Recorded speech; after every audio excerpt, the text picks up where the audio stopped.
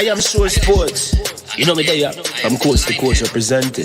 I mean, I say this is righteous representing for Omar. You don't know, come get the sports over here from near and far.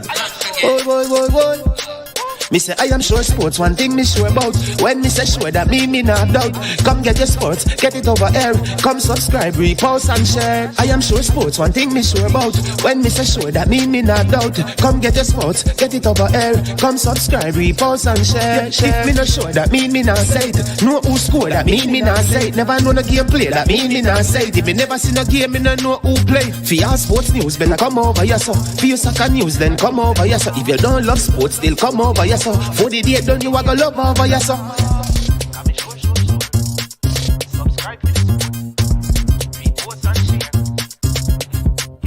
So when it comes on to behavior concerning football, Jamaica is decent. I am sure that if we can get all of these things done, set in place by the end of April, it gives us enough time before the World Cup campaign. Not afraid of no Brazil, no Argentina with these crap of players. We are good enough.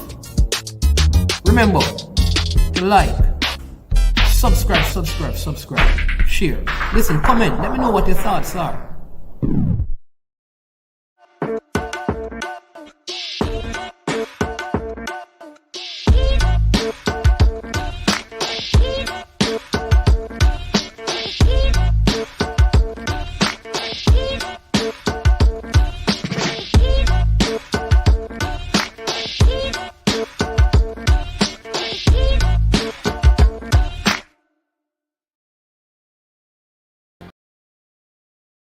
Trick Jerk Marinade gives your meats and vegetables authentic Jamaican jerk flavor. The spices are directly from Jamaica. Spices like jerk seasoning, allspice, Scotch bonnet pepper, fresh scallions, thyme, ginger, and garlic. The key ingredients to a great jerk marinade. 0% sugar and low in sodium.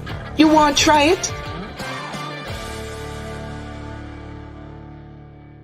Made up of 18 Jamaican herbs and spices, add delicious, bold flavor to your next grilling experience. Flavoring sauce, a marinade, basting, condiment, or topping. Trick Nick Jerk Barbecue Sauce.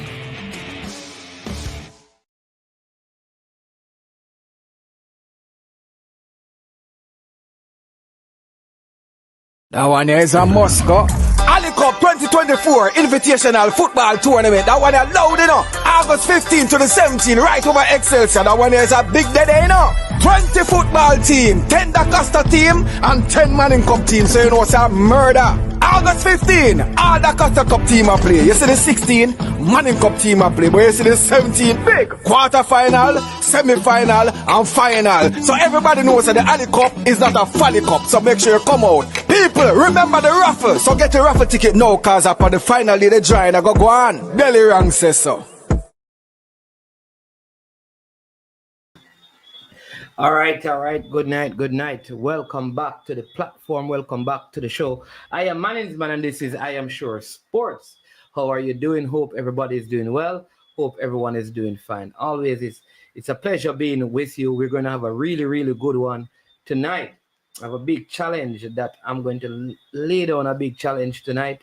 And I hope some of you will take it up and get involved. This is the first time. This is going to be a big first on any platform, all right? Any platform, any one of these, you will say, I heard that first on Management. No, it's okay for other people to do it, but it will be the first. This platform will be the first that you're hearing this or seeing this happen, all right? It's going to be big. It's going to be good. We're going to get to that. As usual, we want to start our program by giving thanks for life, and for the breath in our lungs, and give praise to the Most High God, for it is Him, in Him, we live, move, and we have our beings. We continue to look to the hills from whence cometh our help. Our help comes from the Lord, who has made the heavens and the earth. He will not suffer our foot to be moved. He keeps us, and He never ever slumbers, and He never ever sleeps. All right. How many of you have been taking in the Let's Be Fair podcast? Listen, lots of good stuff going on. You need to watch it. Not long in terms of the length of the video, but very, very insightful. And there is where you kind of hear some of the information in small bits, so you can just get it quick on the go and continue on with your daily chores and works and stuff. All right, listen, here's what I want you to do for me, right? Remember, I have a big challenge for you coming up.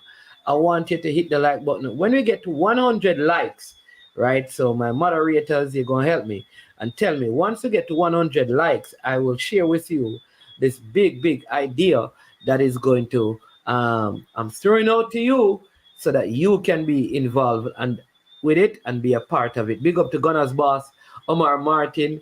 I will not take on that one. Welcome to the platform. Blessings to you. Tennessee. Boy, Tennessee, a long time. Long time, Tennessee. Some of you have not been around in a little bit, but good to see you, Tennessee. Carnif, bless up yourself. Ricky Tang, Cowboy in the whole Super Bowl, here we come. You're right, because the Super Bowl will be going while you understand me. Yeah. Chris King, blessing management and everyone in the chat. Love and respect. Love and love alone, man, every time. Lolo, yo, bless up. Star Lolo. I'm sorry that Andrew was not down in New York with the team, but so it is, let him keep on putting in the work. You understand me? In the long run, it will pay off. Big up to Sherman Wandan from Clarendon. Created the short podcast, webcast. I do think for the algorithm, it may need to go be a new channel. It may need. All right, fan of the show. All right. Blessings. It's a fan of the show. Say Gunner's boss always telling me to cut up and splice up and things. But listen, I have people, not because you see me on YouTube, I have a full-time job. you would not believe it. So a lot of times, even when I come off the show, I have to go and make up my hours. It's just that I control my work. So I do have a job and I do other things, right? So it's tough sometimes, and it's one man. But I do appreciate, the comments and things. And sometimes when you want these things to work, you have to dedicate more time to it. So I respect the vloggers out there who dedicate the time to their channel to do those things, because it's a lot of work, especially for me, because most of my content that I put out, I have to be engaging people and having conversations so that it can be accurate. I will tell you this, I was the first person, be honest people, the first person to come out and categorically state who the coach would be, You understand me? So, but though mainstream media, some certain newspaper and, radio station, make it look like them break the news. The news was here from the day before on this platform. When we said, McLaren, here we go. Pristine, you beat me bad last video, but this time I'm going to beat you back. Melosonic sound. So that sound like our real sound. Where the sound they come from? Melosonic sound. Alan Weatherburn, up and running. Blessings to you. You have Leighton, where are you? You have some of the people that moving on, see, Leighton, where are you? Real Albala, where are you? All right, so people, hit the like button, subscribe and share. I don't particularly like the name Let's Be Fair. It's not original. It's not original, Miguel. Hey, Miguel, people, Miguel are one of the real loyal soldiers on the platform. But Miguel always beat me, Miguel, what do you mean that the name is not original? Let's Be Fair, it's original. There's a show with that name? I don't know. I've never heard of any other show with that name still. All right. I don't know of any Let's Be Fair podcast, but maybe there is, but I don't know. Are you ready to take your beating? All right, beat me no fun of the show. May I hear you? Boy, the beating, no? But, I also shared with you that on that I shared that Dwight York will be the head coach of Trinidad and Tobago. And I was kind of saying that, oh, New York, oh, big up all of New York. Long Island, yo, for real. All right. Yeah. Hey, you know that me have a big sound up in New York, but them there in the Bronx still. But them have the sound system, them keep a lot of parties. Big sound. My relative them run a massive sound. It is in Jamaica, big in Jamaica, in Western Jamaica, but them there in the Bronx. Big selector them. B-dub, them sound there, sound clash sound. So maybe melosonic sound is more like, certain sounds are like them play oldies and goodies. You understand me? Yeah.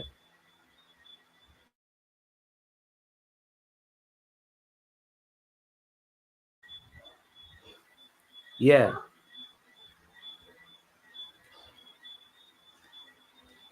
Pull up, pull up the door. Yeah. All right. Yeah, man. So we'll check out New York, Long Island. You understand me? I should have been in New York, but it's coming up. All right. You see, from uh, after Jamaica played the two games, we're gonna be not on the rock for a good look a while. So yeah. Melchia Walker, blessings to you. Right. So Dwight York is going to be in Trinidad. And like I said on the Let's Be Fair podcast, that it could have been that the Jamaican Carlington Grant, oh you mean man from out east, bless up yourself every time. It could be that they were using the Jamaican vacancy as leverage to kind of posture or position themselves for the TNT job, which is good. I think that's a good thing for Trinidad and Tobago. I really, though, I will say this, Angus Eve is a coach that I have a lot of respect for, because he took this team when they were are going through the whole FIFA administration, when resources were really tight for the federation, and he really did do well with them. And that is similar to what kind of happened to Coach Theodore Whitmore. If you remember Theodore Whitmore, when he took up Jamaica's team, it was at that point when they probably never had the resources to pay anybody a whole lot of money, because a lot of money was paid out to Winifred Schaefer. And sometimes people forget that. We look at probably the failures that he has had, but he took up the team at a point when nobody really wanted it, because it was divided. There was player issue with the federation, and there was no money, and they were like out of options. And he became like, okay, basically said, all right, I will take it for that. And he took it, kind of what Angus Eve did with Trinidad and Tobago. And he took up the Trinidad and Tobago job. And you understand me? Bam, he took up the Trinidad and Tobago job. He had them on a particular path. He brought through many youngsters, too, playing in Jamaica. He has brought through many youngsters, And for whatever reasons, they have walked away from him. Like I said to my friends in Trinidad and Tobago that I've spoken to, wouldn't it have made more sense if Angus and Dwight York work together? Because Angus Eve have greater coaching experience than Dwight York, but Dwight York could have played in more professional environment for a longer period of time, and maybe a mix of both of them would probably be a better option, but they haven't chosen. But they kind of knew that the writing was on the wall, because you saw all the coaching vacancies that were in Trinidad and Tobago football again. So all the people who were really coaching when things were tight financially, right, have been relieved of their jobs. And now that they're getting back on their feet and things are coming into place because they had their election, all of a sudden, all of these coaches are like being moved out of the system. So interesting to see what will happen. I also talked about congratulating Cuba. And we must take some time out and really talk about Cuba, I think Mark Chambers responded on the video that I did on the Let's Be Fair podcast. If you have not been checking those out, really need to check them out and tell me what you think about the backgrounds that I use and where the location of the video.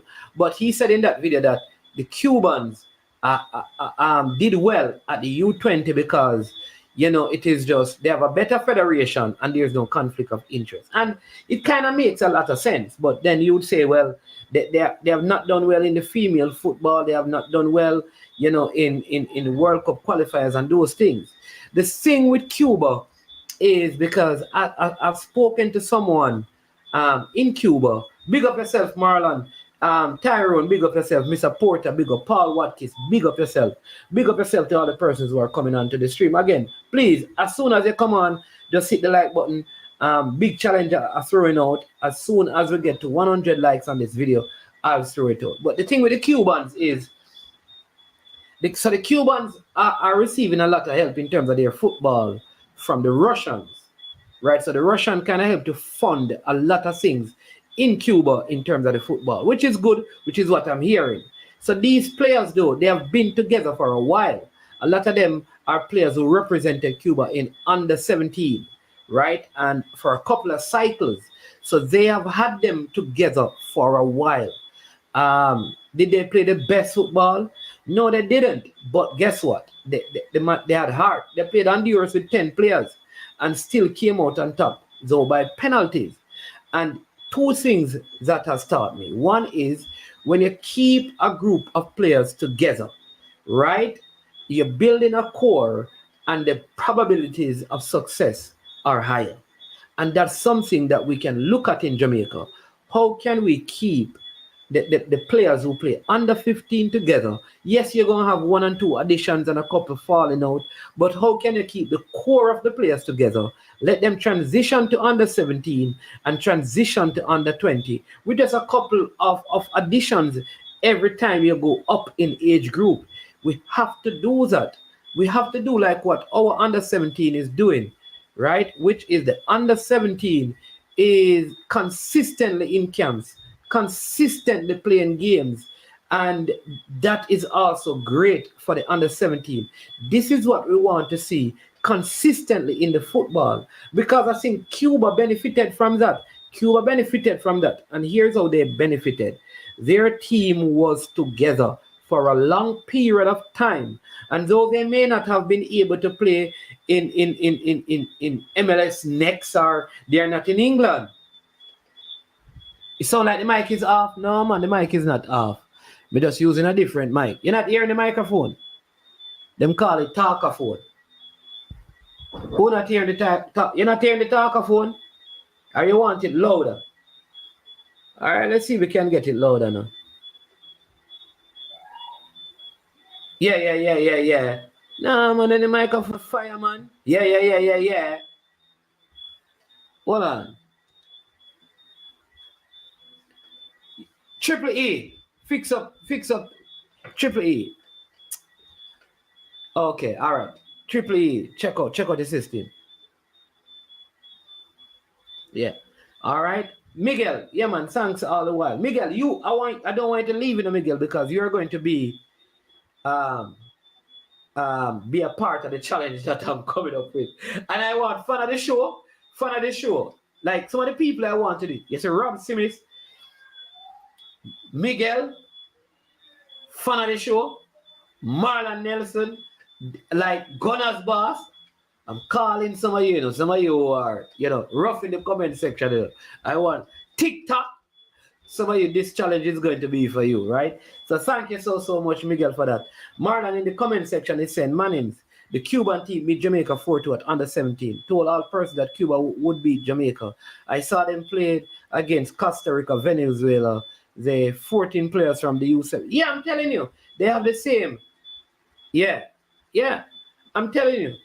I am telling you, Marlon, it is the same team. I'm talking to people, That's I'm telling you, running the show for me, it takes a lot of time. Because when I call and talk, that is what I'm hearing. I am hearing that they keep the same players together. Have them play games. Right? Have them play games. They keep the players together. Almost all the players attend like the same school or college. They have a plan. They have a plan, and they are saying that this is the next Cuban team that is going to qualify for the World Cup. They believe that. They believe if this group of players stay together all the way to the senior level, they will have a group of players that will help them qualify for the World Cup. Maybe in 2030. But that is the kind of forward thinking that needs to be instilled in our football. That consistent keeping together of players that we stop having players come and play under 17, never hear about them again. And when I'm saying, I'm not talking about a one player or a two player. You will, like, sometimes an entire team just gone with the wind. Like when you look at the last Jamaica under 20 team, with the Zeminis and the Luke Badley Morgan and the Kanaya Boyce Clark and the Tyler Roberts and, you know, the Devontae Campbell and the Pearson is his name, I believe. Where are many of those players? Where are they? Where are they? Where are they? And so that's what we want to see. And let's see if the federation can get that going again. One thing I must give credit where credit is due. What is happening with the under 17 is what many people have been crying out for. Good coach, balance in terms of the best players selected on merit, because there are players from the diaspora, who were dropped out of the under 17, and players from Jamaica who were dropped out of the under 17. So what you find is that you have the best players, and more players are coming in and more players are going out. Remember, I said this to you while the game was going on, right? I said this to you.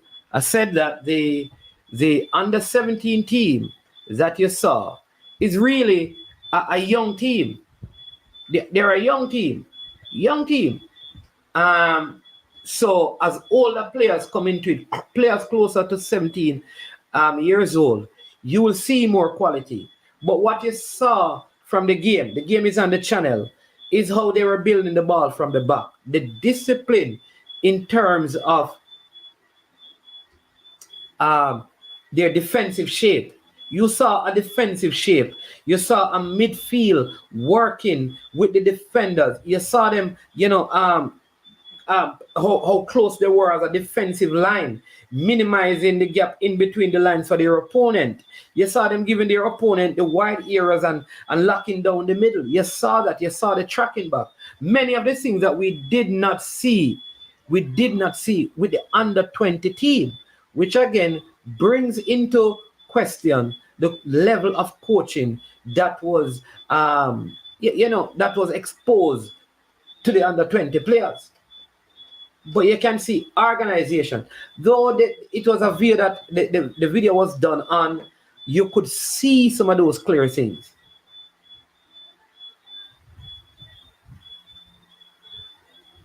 Fan of the show is saying that if they can keep the players from defecting, that there will be a World Cup staple. Choo-choo. Yeah, man, Marlon. Absolutely, Marlon. So the U20 coach and the senior, they work. So all the coaches work. The U17 coach. So for the Cuban team, right? The U20 coach, the senior coach, and the under 17 coach are all part of the coaching team. So when the senior team is playing, those are the coaches you see. When the under 17 is playing, those are the coaches you see. And when the under 20 is playing, those are the coaches you see. Good work.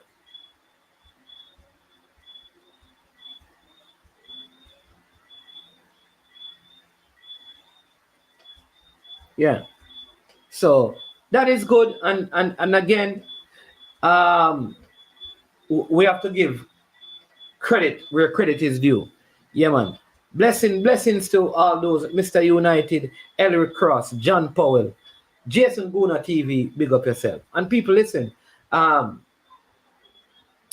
me just do this right now, right? So Jason Guna has his channel.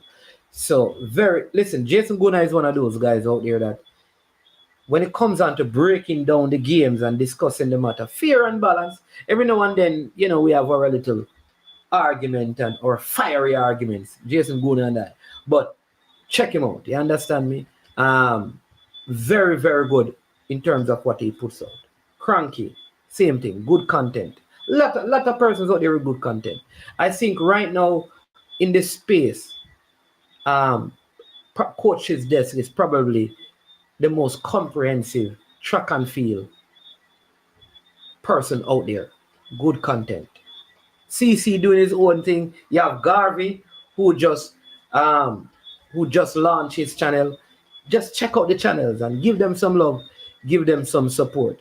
Don't be like Peso who cuss and unsubscribe. Big up Peso, welcome to the chat. Hope you're cool, calm and collective today, no Peso. All right. Yeah, Triple E. We watch the game and they were building out from the back very comfortably. I mean, when you look at, I think Lombardo, one of the youngsters that came on in the second half, who plays in Spain, young player. I mean, like 14 years old, and really look comfortable in the middle of the park. Except that when you go to the under 17, I figure that their body size will be a problem, because when I look at the under 20s, you know, Jamaica team look small compared to like the USA and even Canada and Mexico. I don't know, but that's what I believe, you know. They have good center backs as well. They have a couple of good goalkeepers, and there's a couple more goalkeepers that are supposed to be added. And they were missing like a few players as well. Right? They were missing a few key players who were in Europe, family reasons and stuff. And listen, I have to big up Kai Miles, you know. Not that I'm a champion person. Jason Guna is a champion man, but that player, look out for him. You know what is so funny from that champion team, and Eric Raidermakers, I think his name is, went with them with a couple of managed players. I've been talking about that kid. I believe that he's at Inter Miami now. If he gets into one of these clubs, I'd love for him to get into one of the academies in England. If he gets into one of these academies, I think this guy have loads of potential. Like he's like I'm a hungrier Keith Kelly. That's how I see him. A hungrier Keith. He reminds me of Keith Kelly. Y'all know Keith Kelly? Any remember Keith Kelly?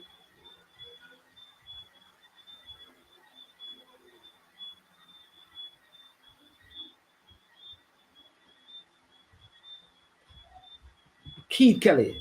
He reminds me so much of Keith Kelly. I'm telling you. So, yeah.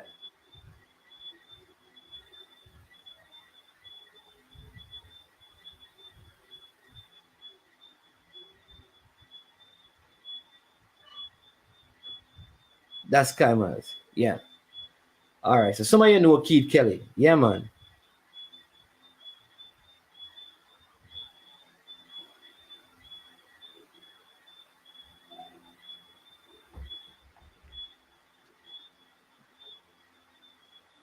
Yeah. So if you remember Keith, maybe I'm wrong, you know, maybe people have different, yeah. Even in games against Trinidad, Miles was tenacious, never give a personality. Yeah. I trained with what? People, you know, me know Jason. Me know him surname, you know. Me know the brother here named Jason going on TV. You know? Me know him, you know. You never know some man is man, know him. But a man say, yeah man is man, you know him, man. You never play against them, you, because them are younger than you, but you know him, man. You see him play already, man. Yeah, man. Yeah, man. So this guy, he's like, and then there's he went to PSG. There you go, yeah. He doesn't remind you of Keith Kelly, really? Really? Who does he remind you of? Jason Guna? No. You look at his skill, his all right. Look at his dribbling skill, his physical build, how he's built physically right now. And I'm telling you, maybe to me, he has the same kind of skill level. Keith Kelly was bad cylinder, but he has that same kind of. I think he's a little bit slower than Kelly, but he's getting faster from what I've seen. And the next one I need to look out for, I'm telling you about these players. Kadriano Marsh. He was at the under 15. Kai McLean, Kadriano Marsh. Hey, this under 17 team, I'm telling you, look out for them. I think from this crop of players, there's going to be some some names that really turn out to do some great things.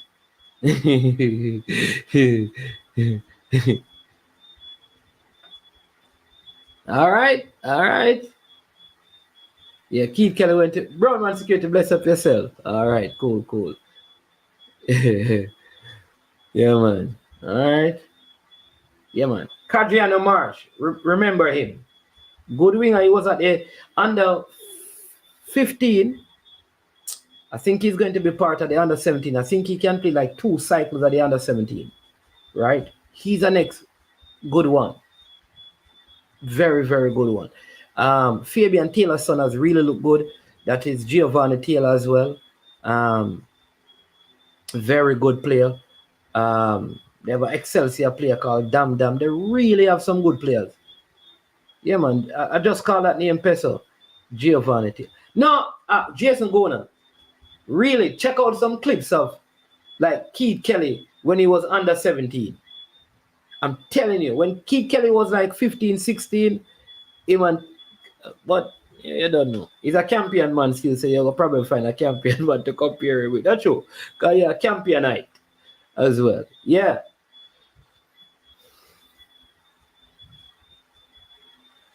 Yeah, man. Keith Kelly's in Antigua. Yeah. Last time I heard. Yeah. So good under 17. Like I said, there's a couple of players that could be added to the mix. And there was a next. All right. Big up everyone at Dintil. But you say Dintil now. Let me talk to the Dintil people. Dintil, you have to. You see that your football program and the players in it, you have to talk to them. All right. There's a player from Dintil that should be in the under 17 team. I don't know. Not going to say nothing. Right? Not going to call the name, but let me say this. Football at this level and badness no go together. You're a youngster. If you're going to play football, when the words out of your mouth, let it be about football. Listen to management. You have the opportunity to go to the World Cup. You would have been a part of this. Make up your mind right now to play football and put aside the thoughts and ideas about bad managing, quote unquote, out of your head. You have potential.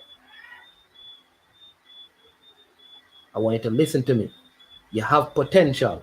I'm going to invite the great Simon Preston. I haven't heard from Simon Preston in a while. Now, Simon, jump and send the link, come give you an assignment. All right, and then somebody have text, I can't read that while I am on the show. I can't listen to the voice note there, All right, while I'm on the show. We're going to get to the main topic now. I'm going to see if Simon can come on, can pick him brain about, yeah.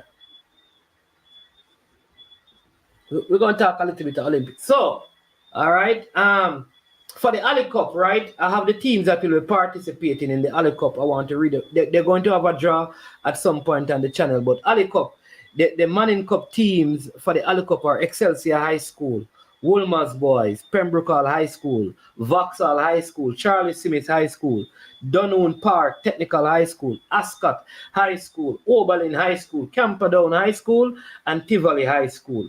The teams for the Ali Cup in the Da Costa Cup will be Glenmore High School, Central High School, Dintil Technical High School, Monroe College, Alphonsus Davis High School, Homewood Technical High School, Manning's School, Charlie Mount High School, Christian High School, and Denby High School. All right. All right, so that's how the Ali Cup. All right, so what will McLaren bring? I've heard people. You see, first thing I hear some.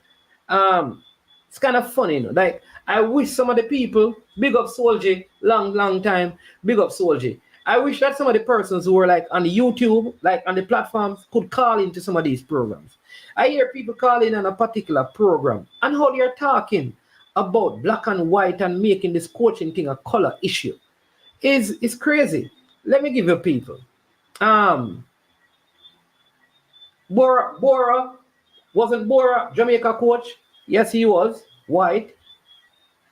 Alfredo Monteso, white. Rene Simoes, white. Lazzaroni, white. Schaefer, white. Rene Simoes, white. Hal Grimson, white. In the last since 1996, who are the coaches who have not been white who have coached the team? Not Tupper and Paul Hall had a small stint in terms of long. Really Tupper. Yes. And probably when Rene Simoes was not there, probably Carl Brown did a couple of games. What is the point I am making? This is like get rid of this color prejudice and some of these comments on race. I wish some of the people on YouTube could call these programs, because then they would shut down some of these people who make John Barnes. Thank you, Chris King, who made these things.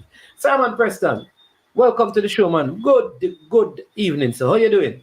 Good evening, sir. How you doing? I'm doing well, thanks. I think it was just Clovis that you missed out of all of those names. Clovis de Oliveira, yes. Clovis de Oliveira. Yes. But yeah, just set my alarm for tomorrow morning, you know. I am telling you. At this show, you know, actually what I did, I was supposed to do the show earlier. And I fell asleep, and I said, it's a good thing, because I just... No, man, the place was hot. And then you turn on the AC, and like the AC, you know that the AC in the heat, like it have a little thing inside of it, you just send you straight into your brain and let you fall asleep. So I fell asleep, then I got up and I did the show. All right. So I'm planning on just keeping this for 2 hours only, so I can go to my bed and watch it. But you know what I want? I'm always saying Jamaicans love to walk about and walk up and down. How Jamaica never have anybody in the walk that look walking race? Talk to me, Simon. You know the history of this thing. Jamaica love walk up and down, you know. I mean, who walks like the Higglers in Jamaica? It's true, and I do think it's an area that we need some working and some investment in. That is the reality. Perhaps the event has not been attractive to folks, but I agree with you that is an event that we can dominate as well. Even if you look at the qualifying standard in terms of time, we have the ability to easily get into that as well. I guess, of course, with the glitz and glamour of these kids growing up, they would have seen Bolt, Blake, Shelley, Elaine, etc., Veronica. So naturally, they would have been drawn in that direction. And I guess, you know, with the field events, they would have looked up to the likes of a Frederick Dakers, the Travis Michaels, etc., of this world, or Dane Richards. So that's why they would go in that direction. So just need one. You just need one to start the trend. And then I'm telling you. Yes, I like this. 20K race walk, only women, because the man get why for walking like that. Yeah, you know that is interesting. Yeah, maybe the people that in Jamaica have a problem with a man walking like that. Like, can you imagine have a walk race like from Ligani to Halfway Tree, and then they go finish up at Manapar, right? And people see like 20 men walking like that. That would be problem. That would be problem. That would be problem in Jamaica for real. That's a very good point. They would have to qualify outside of Jamaica, probably like New York Marathon or something. Qualify outside. Yeah, they couldn't do it in Jamaica. Yeah, they probably have to do it outside of Jamaica. But yeah. But you know, I have a problem with that, because to me, they're not really walking. I don't know how that is classified as walking. That is not walking either, in my opinion. Mm-hmm. Yeah, fast walking. I know, because you even have persons on both sides, like judges, that are seeing the foot movements and so on. It's quite a science to it. And I know every year it's a huge topic of conversation. That is how people walk, etc., etc. So you're spot on there, and I think there will be some amendments to the laws quite soon. So we'll look out for that as well. How things unfold and everything. Yeah, man. But there's so many. Like, I look at the Olympics with all the events, and I'm saying I look at even the you know, they have the thing with the bicycle, like the BMX bicycles. I don't know what they call that particular event, but you do a lot of stunts with it. You go up. It's normally in extreme sports. Right. Idea. And when I see how these guys do these things on the motorcycles, which are what we call the bikes, and I see a lot of stunt guys on the bicycle. I'm wondering if we don't participate, are we really not that good? In those events that you're speaking about, that association is to be established in Jamaica. Right now, in terms of the non-traditional sporting disciplines that Jamaica dominates in, it would be lacrosse, rugby league, rugby union, along those lines. But what you just made mention, that area in particular, that's something that will take off in Jamaica as well. And LA 2028, the next Olympics, there's going to be more sports added as well. So a great opportunity to launch that post Paris. So I'd be open to exploring that, because realistically, not everybody is going to be a footballer. Not everybody is going to be a Damien Lowe. Not everybody is going to be a Shamar Nicholson. So there's other avenues for them to make something of their lives and create a sustainable income. So we open up the avenues as well for such individuals, you know? Yeah, somebody's saying tennis, swimming, badminton, squash. I mean, we just don't qualify because we do have those things. Yeah, indeed. Chris Binney just retired recently, so there has to be a new flag bearer for Jamaica in squash as well. So, yeah, you know, certain aspects, you're absolutely right. I was also watching even fencing, and I'm saying that the way Jamaican men love them 3-star ratchet and all of them thing, they and man cut cane. We should be able to qualify for fencing. Yeah, we do have a Jamaica Fencing Association. The issue that we have is qualifiers in the Americas region, because how they group it is not like in football where we have CONCACAF. How they do it is Americas. So they include South America and North America and Caribbean together. So the competition for places is a little bit stiffer. While as we know in football, we have CONCACAF. We don't compete with South America for football, but in other sporting disciplines, they do compete against each other in South America, North America, Caribbean. But we're getting there because we had a medalist at the CAC Games, a silver medalist for women. So in time that will come, you mentioned fencing, and I know a lot of people say, why we don't have Jamaica at the rifle or shooting World Cup or clay shooting? Yeah,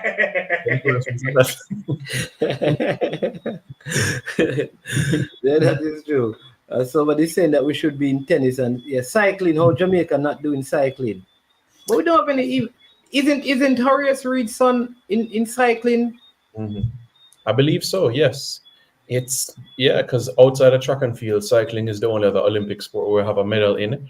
I know that there's consistent meets on the island, and I think the next step for the Cycling Federation was to look to the diaspora as well. Athletes of Jamaican heritage. So I think that will be the next step from that standpoint.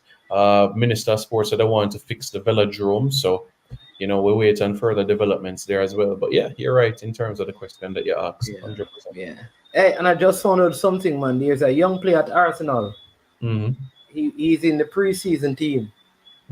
He's a right back. His family is Jamaican.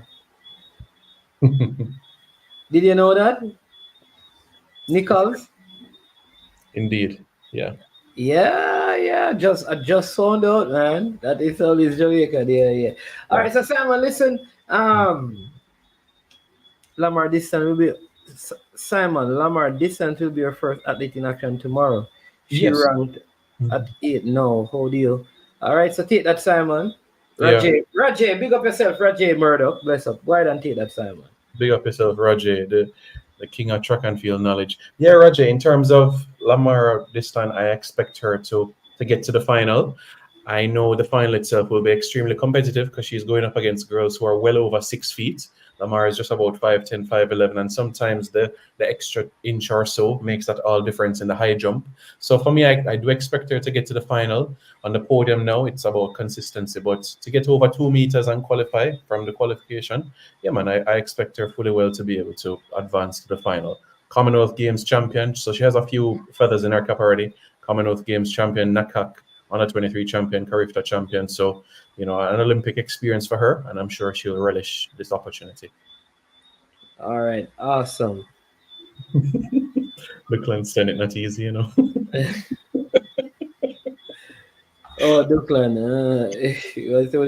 No, Duclan, what about the Indians? What you talking about, Duclan?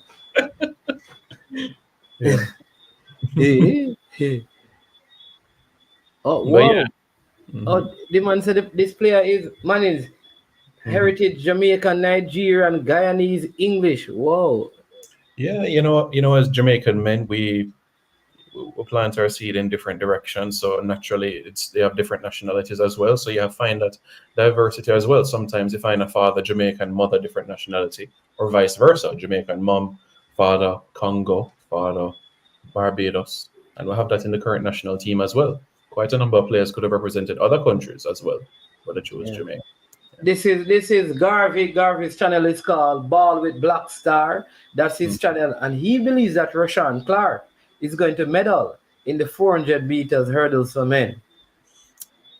It wouldn't surprise me, especially after what we saw of him at the World Championships last year. The first time I had a good impression of him was World Under-20s 2 years ago in Cali. Got the bronze medal there. He's 20 years old and he's coming along nicely. So he's an outside medal for me. He's not in my 12, but he's an outside prospect for me. So all right, cool. All right, so you can check out Ball with Black Star. Right, Simon. So listen, I'm excited. I don't know where the coach is concerned. I think it's a good option. I think with his expertise, the clubs that he has worked, the capacities that he has served in, from being advisor to head coach to technical director to manager, all of those different functions and roles, I think equips him to do this job. Given the time that we have, all right.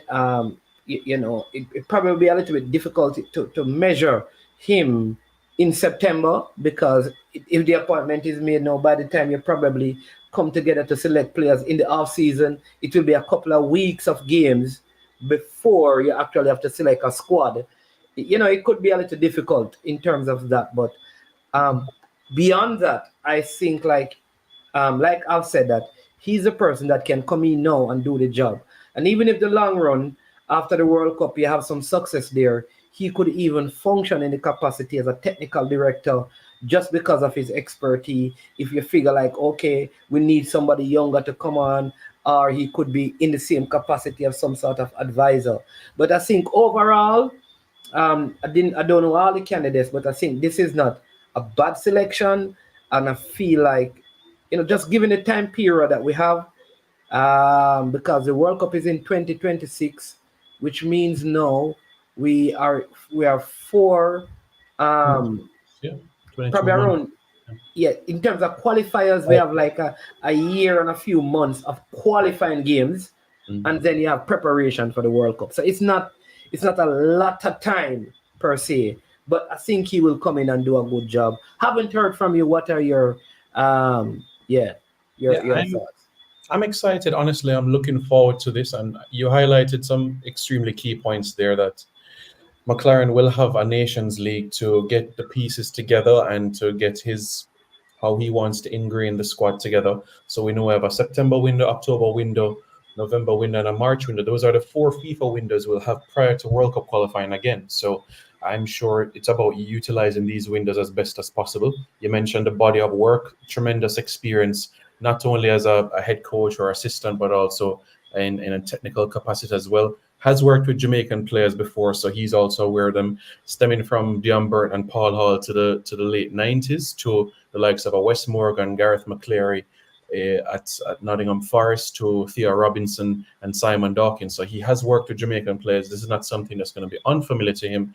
And as he stated in the press release, for the work that he did with FIFA, he got acquainted with Jamaica. So it helps when you have somebody that knows what they are getting into, knows the culture and the players that they are working with as well. So that's why I think it would be extremely helpful from that sort of standpoint. Manchester United did a press release yesterday, and they highlighted that he will remain in Manchester until United returns from America from preseason training. So United plays Liverpool in the States on Saturday. Right. They fly out Sunday and they arrive Monday. So McLaren will be in Manchester at least until Monday to get the pieces together and still work with the players that didn't travel over to the US. So that is what we know immediately from that standpoint. The press release also said we'll announce a date for a press conference. Tentatively, we're looking at the 12th of August, but certainly if there's any change or updates, we'll provide. Right, the 12th of August would be after all the track and field at the Olympics. Exactly. So that will be Monday, August. So exactly. So it gets its own attention, so to speak, and has the track and field has their own attention. So that's basically how it is. So, and quite a busy month of August as well, slightly going on a tangent with the Caribbean Cup, Mount Pleasant and Cavalier and so on and so forth. So which is on the 10th? The 20th. The 20th of August is that game. Tomorrow, Arnett Gardens against Hunt. So if they win tomorrow, then they can join Cavalier and Mount Pleasant. They don't necessarily go in that group though, because they have to actually win the competition. So if they come first, if they come second, they go in the other group. If they win the finals, they come into that group. Yeah. Exactly. I don't know, but I noticed that Robin Hood and Defense Force got knocked out. Robin Hood what was in it last year, weren't they? Exactly. You know what's different from this year compared to last year, Manny, is when last year you had a round robin group stage, and this year it's knockout. And you had a preliminaries before you had a round of 16. So you already had teams in the competition that would have 1 or 2 games over other teams. So the team from, for example, Antigua, they beat Robin Hood. They already had 2 games under their belt before they took on Robin Hood, who were entering the competition. So perhaps that extra game, that extra 90 minutes helps you to be sharper, quicker, because a lot of these Caribbean clubs are out of season. I mean, we could have seen that in Arnett's first game against Racing, where they took time to get into a rhythm. So that's what I found. And even with the club from Dominica, get into a semi-finals, historic for them, semi-finals of a Caribbean competition. They're in the semi-finals. When I saw Dominica, I was wondering if it was Dominica Republic, Yeah. I didn't know it was Dominica. Yeah, I'm telling you. So there was 5 players that played against Jamaica. Played against Jamaica, Yeah. All right. Nitro is asking a question. I think there's so many questions. Does he really do the accent of? Go ahead. Let's take this one. Right. So it was basically in terms of the role that he had with FIFA. It was like not necessarily with the federation, but when you're doing stuff with FIFA, you're observing stuff that has happened with a member association. So with Jamaica, it's not a situation where he was, giving advice to the head coach of Jamaica at the time or anything like that. He was an observer. FIFA provides information, and he provides his technical analysis and support. And this is not something that is new. Other coaches have had this as well. Even Coach Whitmore, when he was head coach as well, he was sent by FIFA to Dubai to observe the Under-17 World Cup as well and observe certain teams. So you have coaches that get opportunities from FIFA where they observe national teams, give their own reports. And this also as well enhances their credibility within the game and their coaching credentials. So that's where it is from that standpoint. So as Mr. Speed said in the Gleaner this morning in the article, McLaren is familiar with the entire structure that is in Jamaica, not only the secondary school football and JPL, but also the national setups as well, and helps somebody of that nature. And it's somebody I'm looking forward to, has worked in international football as well, even an assistant with England, assistant to Sven Eriksson, 02, 06 World Cups and 04 Euros as well, quarterfinals in those tournaments, has worked with high-profile players, so it won't be something that is unfamiliar to him. So, that is something that is helpful. Yeah, and I know that Solji is saying that he's not over the moon. I think he has a comment. I don't. He's a Manchester United fan. That's not the one. He's saying that he's not over the moon. So listen, first thing, Solji, like sometimes we are quick to, it's almost like whomever is identified as a coach, some grouping would have an issue, right? It don't matter who the person is.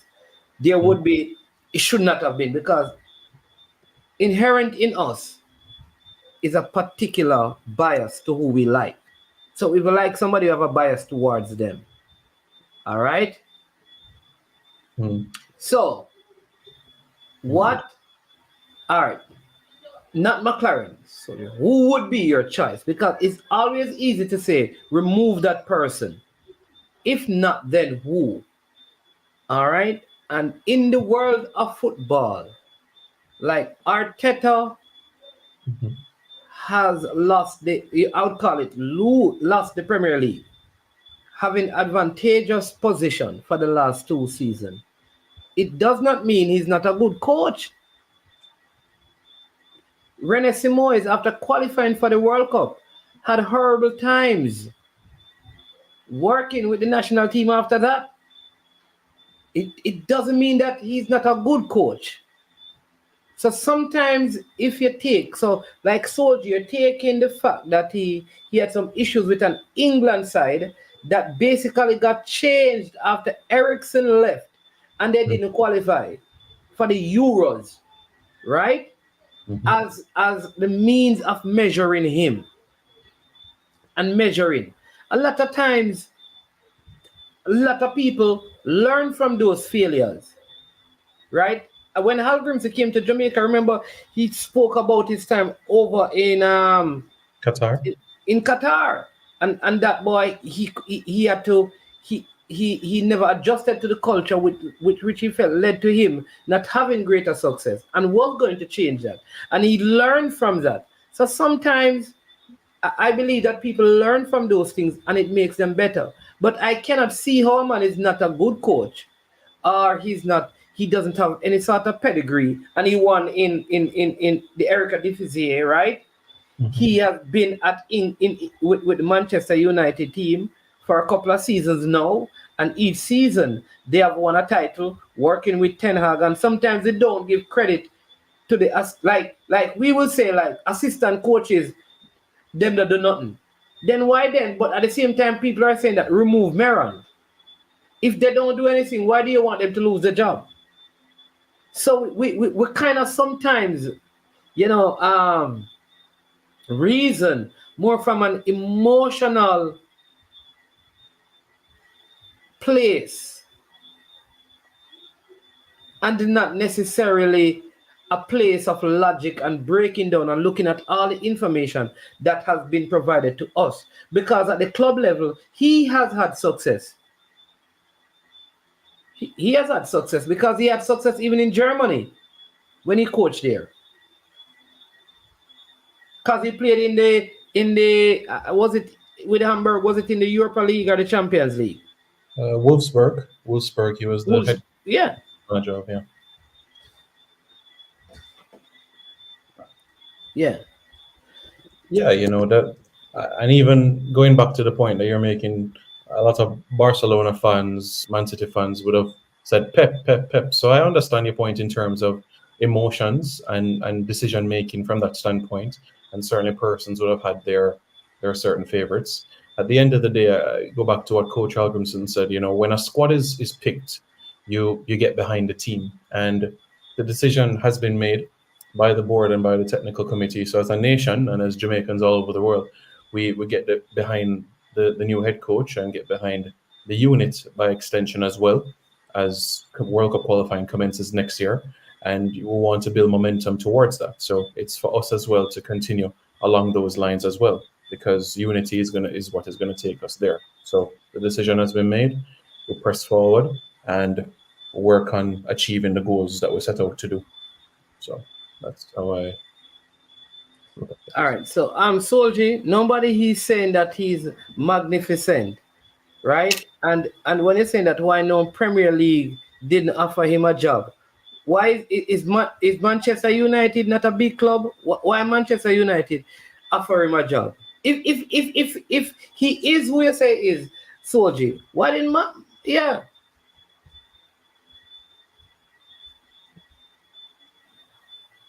that is the question.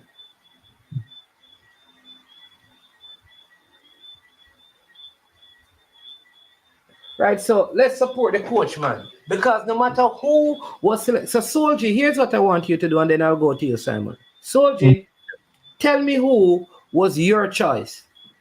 That is it. So, Soldier, tell me your choice. So, Simon, will the fans ever be happy? No.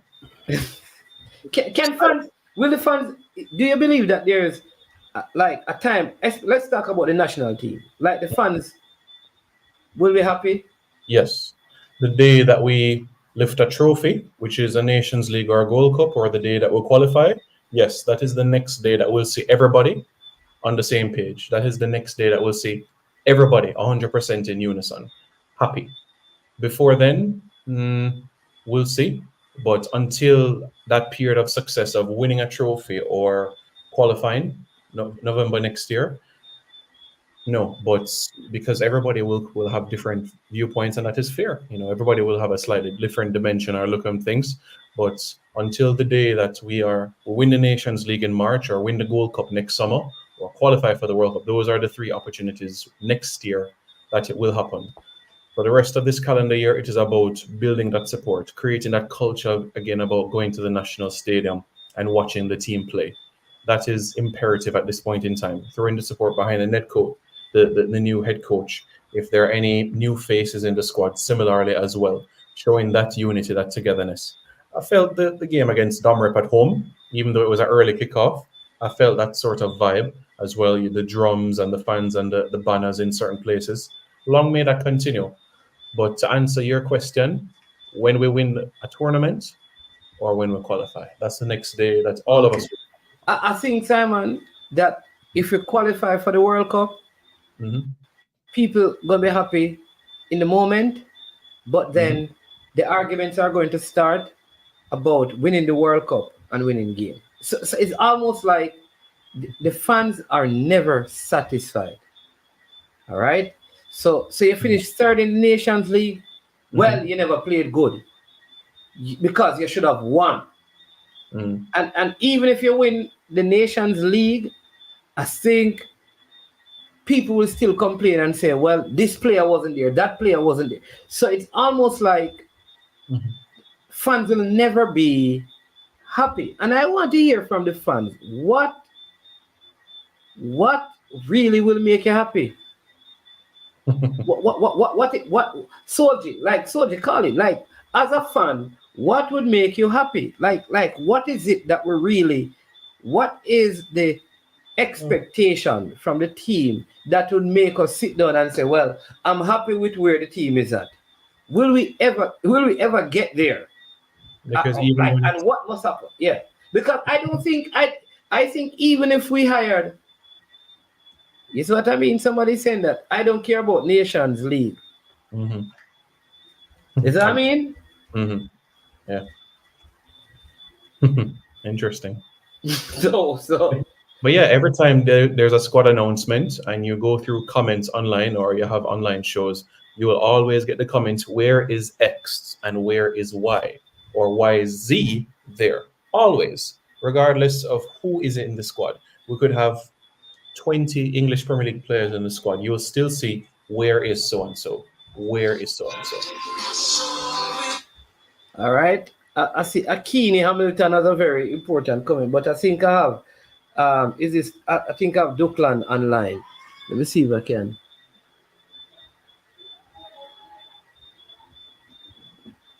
Oh, what's going on? I'm not hearing Duckland, and Duckland connected. Connected. Stay connected. Hold on, Duckland. You hearing Duckland, Simon? No, not hearing.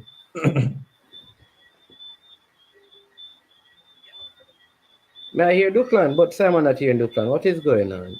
All right, Duckland. Let me call you about Duckland. I don't know what is going on. That's strange. Yeah. All right. Let me see if I can do this. Let me just see if I can get it going again.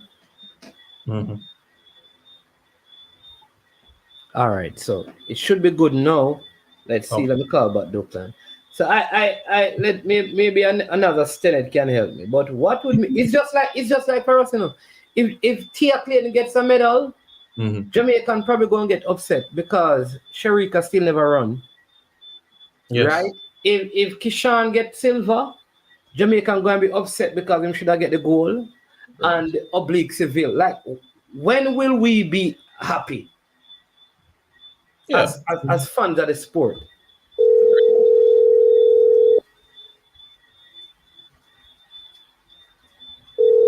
Like a good point that Drenick wasn't Arteta an assistant coach Solji. Go ahead, Duckland. I think we're hearing you now. Greetings, Mannings. Greetings, Simon, and everybody in the chat. Yeah. Can you hear me? Yes. Loud and clear. Brilliant. Yeah, Mannings fans will be fans, What are fans? Here, so you have to expect that. No, so what are so meaning what? Fans will be fans, meaning what? All right. So you're not going to have a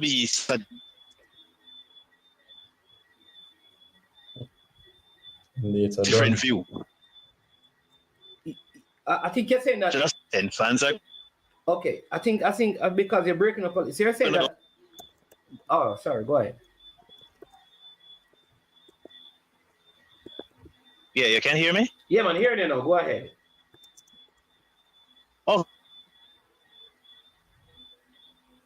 Okay, good. Total unity from the fans. Everybody is entitled to their opinion or not. True. I understand. That is just how people are. Okay. Yeah. So the expectation is no matter who.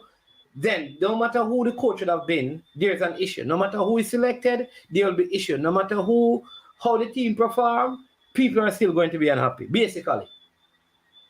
Yeah, because everybody has their own agenda, you know. Okay. You know, some people want to see them friend. Some people, you know, people support people for all different kinds of reasons. That's just so it's said. Okay. All right. But I want to ask a question. What are we expecting to see differently on the field with Steve McLaren? Good question.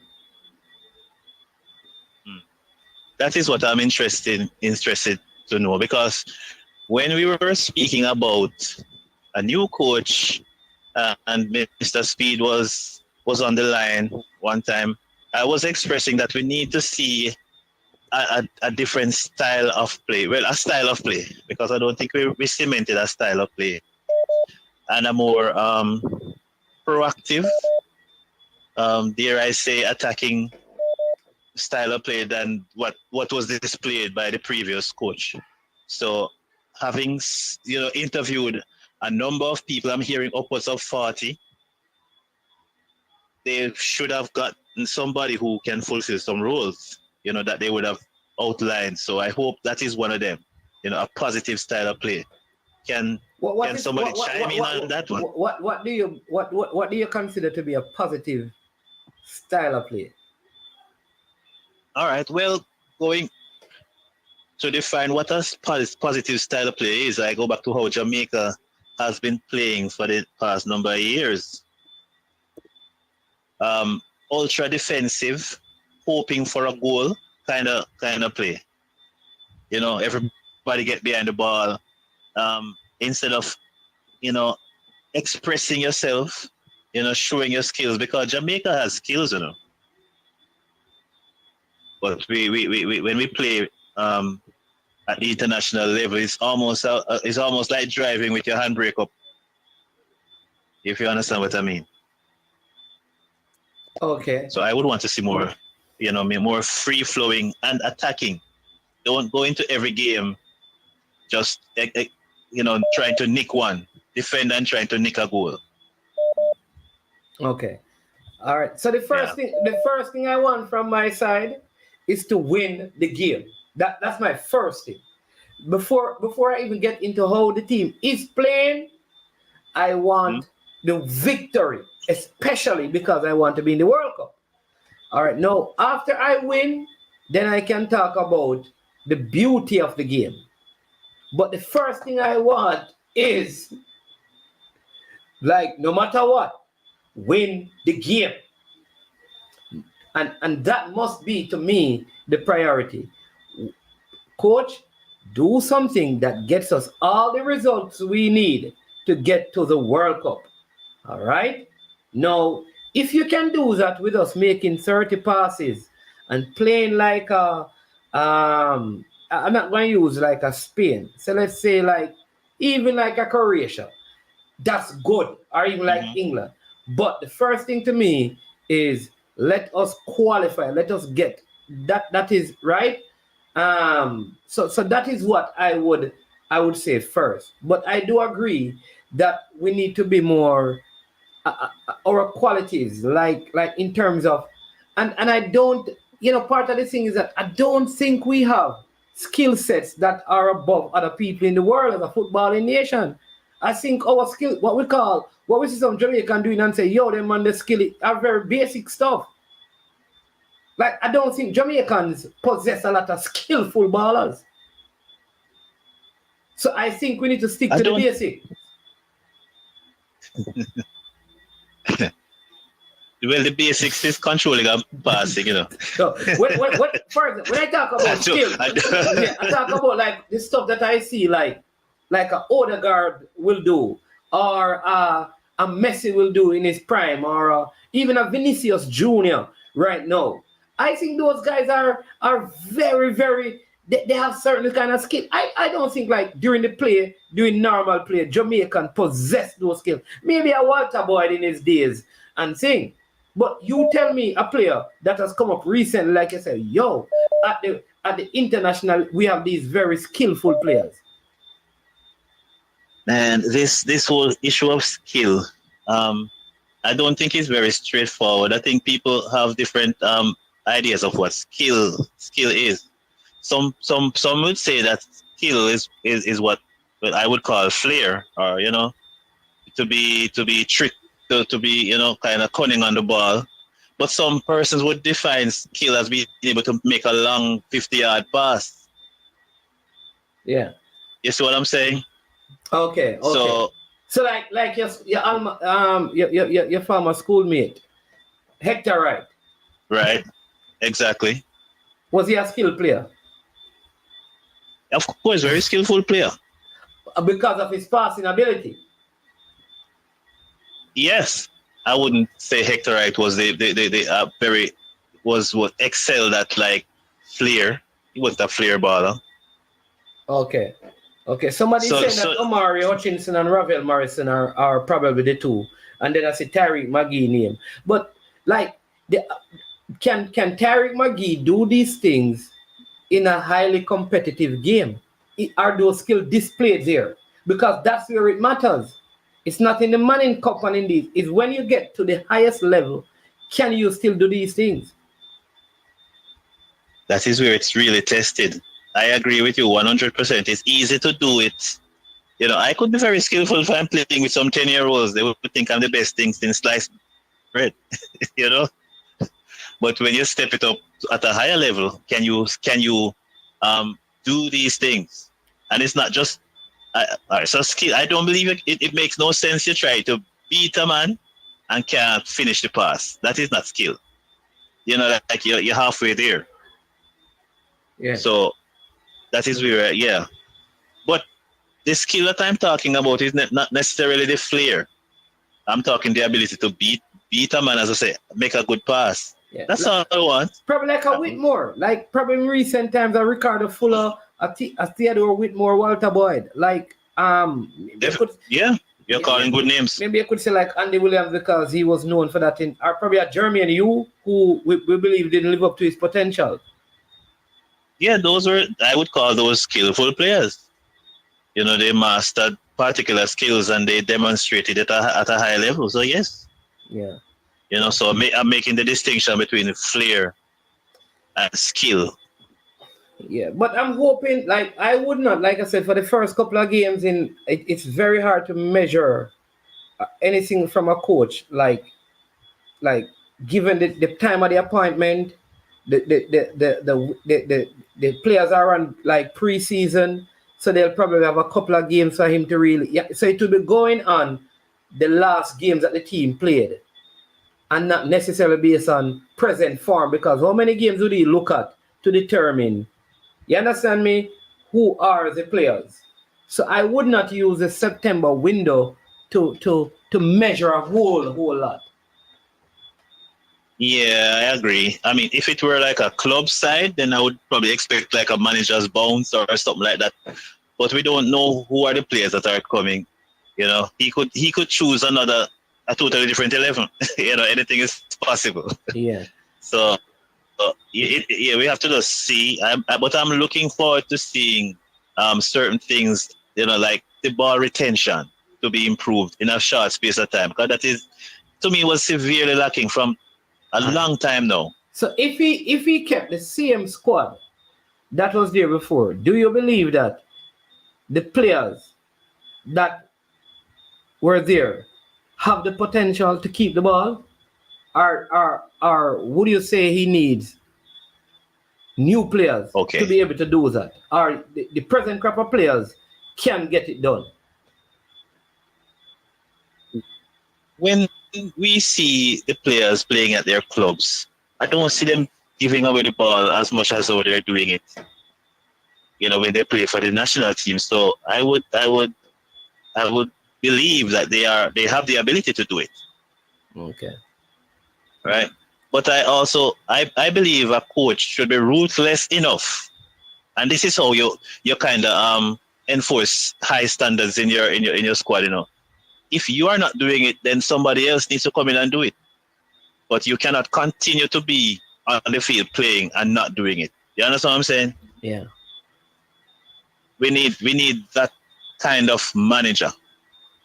It appears as if regardless of what you do, you can still play in the national team, and that needs to stop. We need to have a lot of competition for places, and somebody always in the wings ready to come in if somebody is not, holding up those standards. And that's what I believe McClaren will do, because he was brought in to Manchester United for the second stint to do just that, to enforce standards. Okay. The Man United way. Oh, that's why. Okay, that's why Ten Hag brought him on. That is why he came back, and he was actually, I believe, he was retained by the Ineos group, but he decided to leave still, because they didn't want to let him go. Okay. All right. It look like you open up the lines, because all of a sudden, people have been calling. So let me see if we can get a couple. Let's see if they can answer it. So Duklan, ask a question again. So when they come on, they can try and answer it, right? The first question that you pose. Yeah. Yeah. What are we expecting to see differently on the field with this new coach? All right then. So that's the question. Right. So man. All right. Big up Duklan. All right. Yeah, man. All right. Thanks for the call, Duklan, and then we move right to Jason. Yeah, man. Welcome, Jason. Yeah, man. Boy, he come like a year alone the plan to go to the stadium. Me alone a plan to go to the stadium? Yeah. Simon, trust me, Simon will be at the stadium. Yeah, you and Simon go do the same here with you. Because you would have said all you want is win. And trust me, you see how Jamaica play now in one of the second half or one of the match them? Yeah. In a Copa America? Yeah. Trust me, man. Me prefer to Jamaica bounce on the ball and I play different than if we go to World Cup right now. What? Yeah, me tear that ugly ball. No, what is what? You're saying that you'd rather see Jamaica pass the ball around and not go to the World Cup? Retention the ball, start from somewhere. And keep the ball. You messing man, you can't dance abroad before you dance a yard. Hold on. No, Jason, may I try to help you, Me think you need to rephrase what you're saying. Me not think that you mean. Me not think that you mean, boss. I want something. What is one? Guess what now? Me rephrase what I said then. Thank you, sir. Guess what now? Yeah, Bridget, we can't allow you to go down the road, boss. No, you see what you say about Rongo wants Jamaica win. In order to alone we want man. No. Let me tell you what I said first. The first thing that I want to see, that's what I said, is we win the game. After that, we can discuss. You understand me? Quality. All right. Isn't that what you say first? Then that say, all yeah, but watch it out. Isn't that what you say? But you are telling me that you want...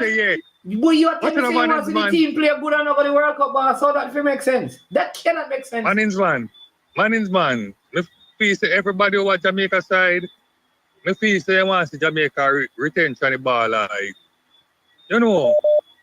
keep the ball, wing on them, angry to wing them right and proper way, and the midfield.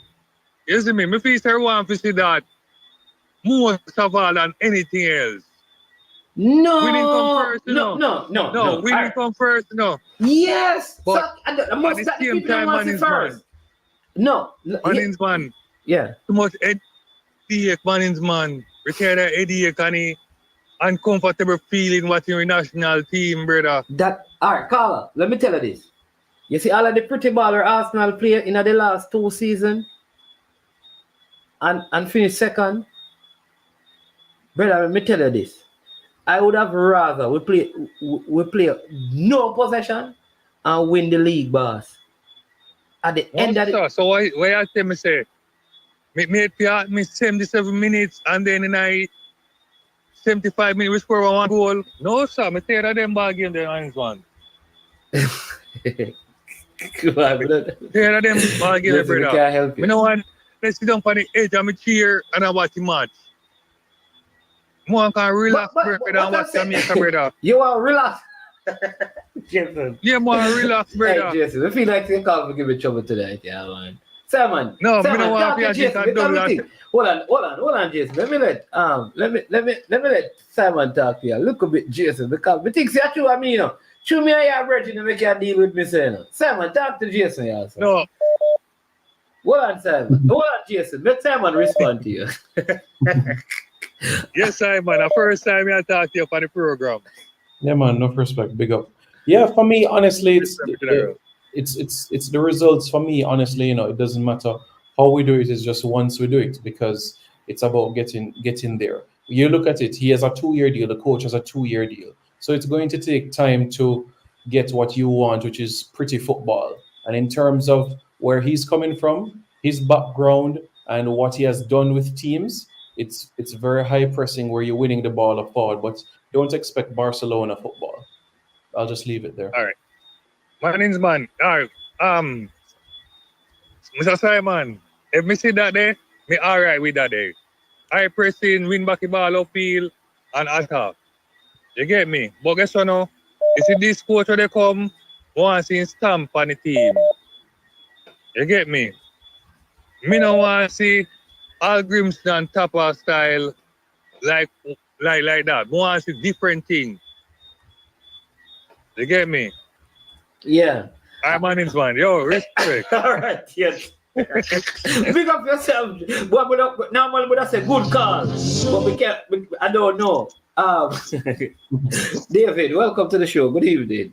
Good night. Man. Yes. I'm Daniel, man, and Simon is here as well. Yeah. Evening, sir. Yeah, man. Yes, Simon. Yeah, man. Yeah, man. Okay, Soldier, what says it though? Yeah, man. What I'm saying, I'm come inherit some good players and Jamaica team good, but I'm not giving up players because I don't rate him as a manager. I tell you the truth. I see him get an England team. Him is the one that pull up the team, sake of feelings, and never qualify with the team, and I won't forgive him for that. And the next man. You forgive. Hold on. You forgive Gareth Southgate. Yeah, man, Gary Southgate do good, man. I will say, man, Gary Southgate past 50 years, the best manager England have, man. Gary Southgate. Okay, let's check still. Him never win anything though. Yeah, man, I best manager get England have he past 50 years from 66. I best manager England say we come pick a team and build a team and look at the man track record. He man play over how much match and win. I will ask the man Gary Southgate a great manager, man, for England. Okay. Great manager.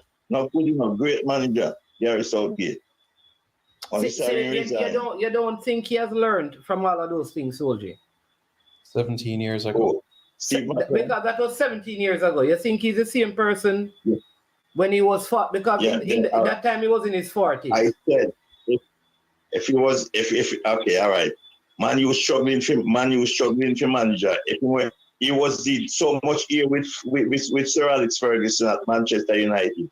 If he knows that good and the man, the board did trust him, we don't think that find my job. We can be the manager for the team. Yeah, but a lot of people, man, there are many other people. No, I'm answering you. Is Michael Carrick a good manager? Or a good coach? Who? Michael Carrick. Michael Carrick. Yeah. But Michael No, man. Hey, man. Is he yes or no, sir? Yeah, I'm better than Steve McLaren. All right. So why Manchester United never hire him? Indeed, you see them have time with but he could manage Manchester United bigger than. But he is a good manager, but they never. Yeah, there you go, soldier. That is the answer to why Stephen McClaren never have the Manchester job. Okay, right. Mm-hmm. True, right. So, but me tell you something. I tell you, you wish him the best. You wish him the best as the in compete team and I will open a contract change like when do and pick a team. He get a good proper player when can work with. So as me say, me not go judge him off of the games them we're playing now because the game we're playing now are the farmer manager team that. So me not go judge him off of it. But me still for me, if you ask me, out of two manager, the manager will leave, I rate him more than Steve McLaren.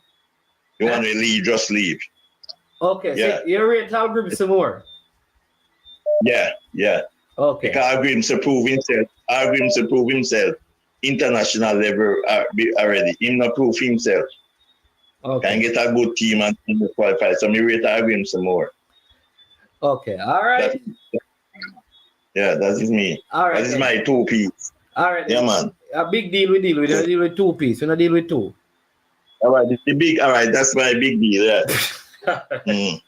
All right, thanks, Soldier. All right, we have Diego Gilby, but we have also BAM Sports TV with Brian. Brian, you want to go or you want? Let me just take Diego, Brian, and then you can chime in. All right, that's okay. Yeah, man, cool. All right. New York City, so nice. They name in turn. Kingston, say no more. You know. Richie Preston Jr. Is he still there? Yes, sir, Diego. Big up, man. How you doing? Big up, youngster. Now, Manningsman, you asked a question before I can. First of all, you asked about fans. And I felt I had to call because I know myself. probably before knowing arithmetic or ABC, see the cat run. Remember primary school, nursery school? I was a fan of my brother, so I've been a fan all my life. Yeah. And it was such a great question because right away as you asked the question, a caller called Stennett and he said he wants to see pretty football. Yeah. So the first thing you have to understand, fans want different things. So there's no way you can please every fan. There's only one thing that shuts up fans and please them. And Preston said it. Winning. I was there in 98. So either the fan, either you shut him up or he's overjoyed. Only when you win. And I was in the campaign for 98. So I know what Simon was saying. Now, going back to what you were saying was a fan, right? And New York is a perfect example. Jamaican fans are like New York fans, you know. It's only winning that matters, you know.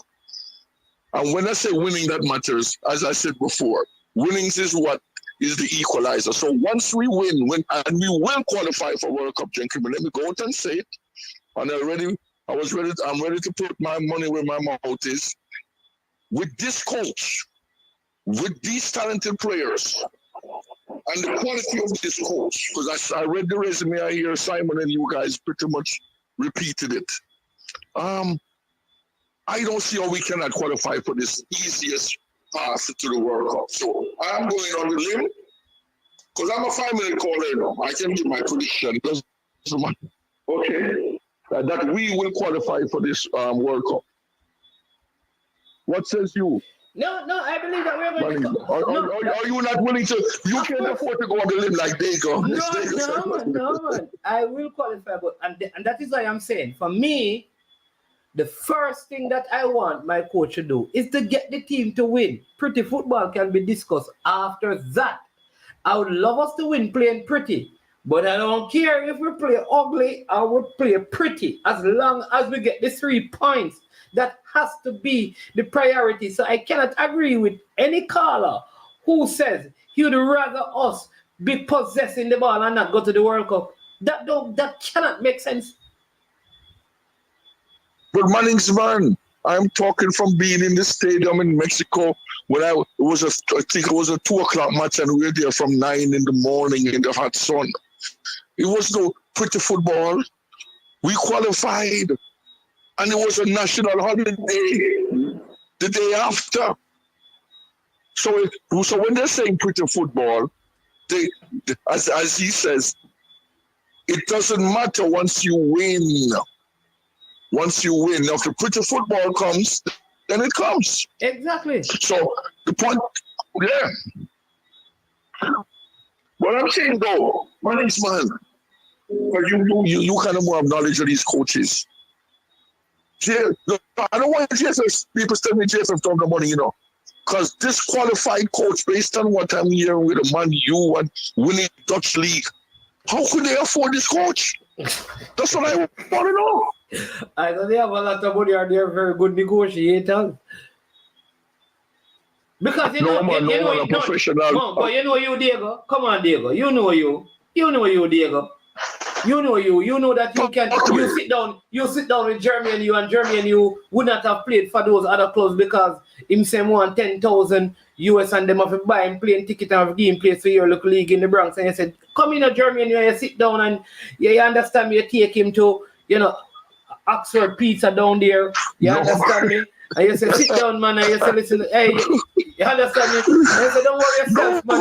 You bring to your house and think, and they say, what? I take money, me a place. And I say, what you have to pay? $1,000 of me. And they say, yeah, man, you're the general. Mannings, man, no, I know why you're a pastor. You know that I have negotiated all the same Freddie Butler played for me. Yeah. The great Chippy McDonald, the great Jermaine Yu, all the great ones, the great Kasai Hines, all of them. And as you say, you can negotiate, and Rudolph Speed has that skill, I have listened to him and see that he has that skill. We'll have to give a man him credit. So you're probably right. Yeah. Because you can negotiate and get the player, and you don't have to pay the way like what Ireland is playing as an example. Exactly. Because a lot of it is negotiation, Diego. Because listen, yes, yeah, you can sell a man a thing and say, listen, man, like you can say, bro, you when you come here and win, what going to happen to you, Jeremy, and you name big, and this a team and the team. Like there are certain things you will say to a player who probably even go and get more from a next club, but why does he choose to come and play with your team when your team are playing less?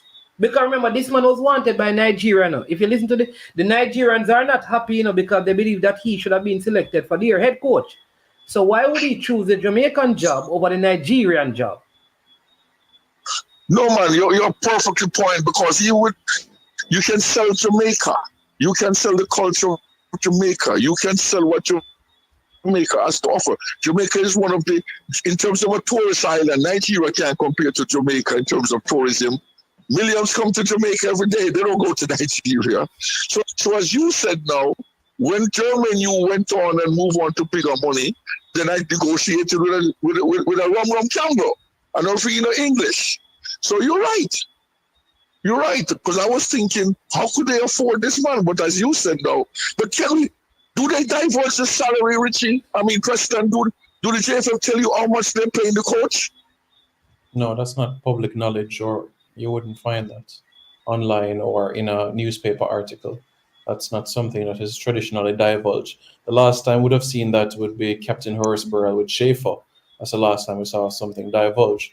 After that, you hear whispers or persons speculating the figure, but that is not something that is normally divulged in terms of it to the masses. That is. All right, Diego, hold on, because Brian has been here for a while and I want to make sure. I know that he has some other things you want to say, but I want to know if he wants to chime in on what you're just asking. So just hold on.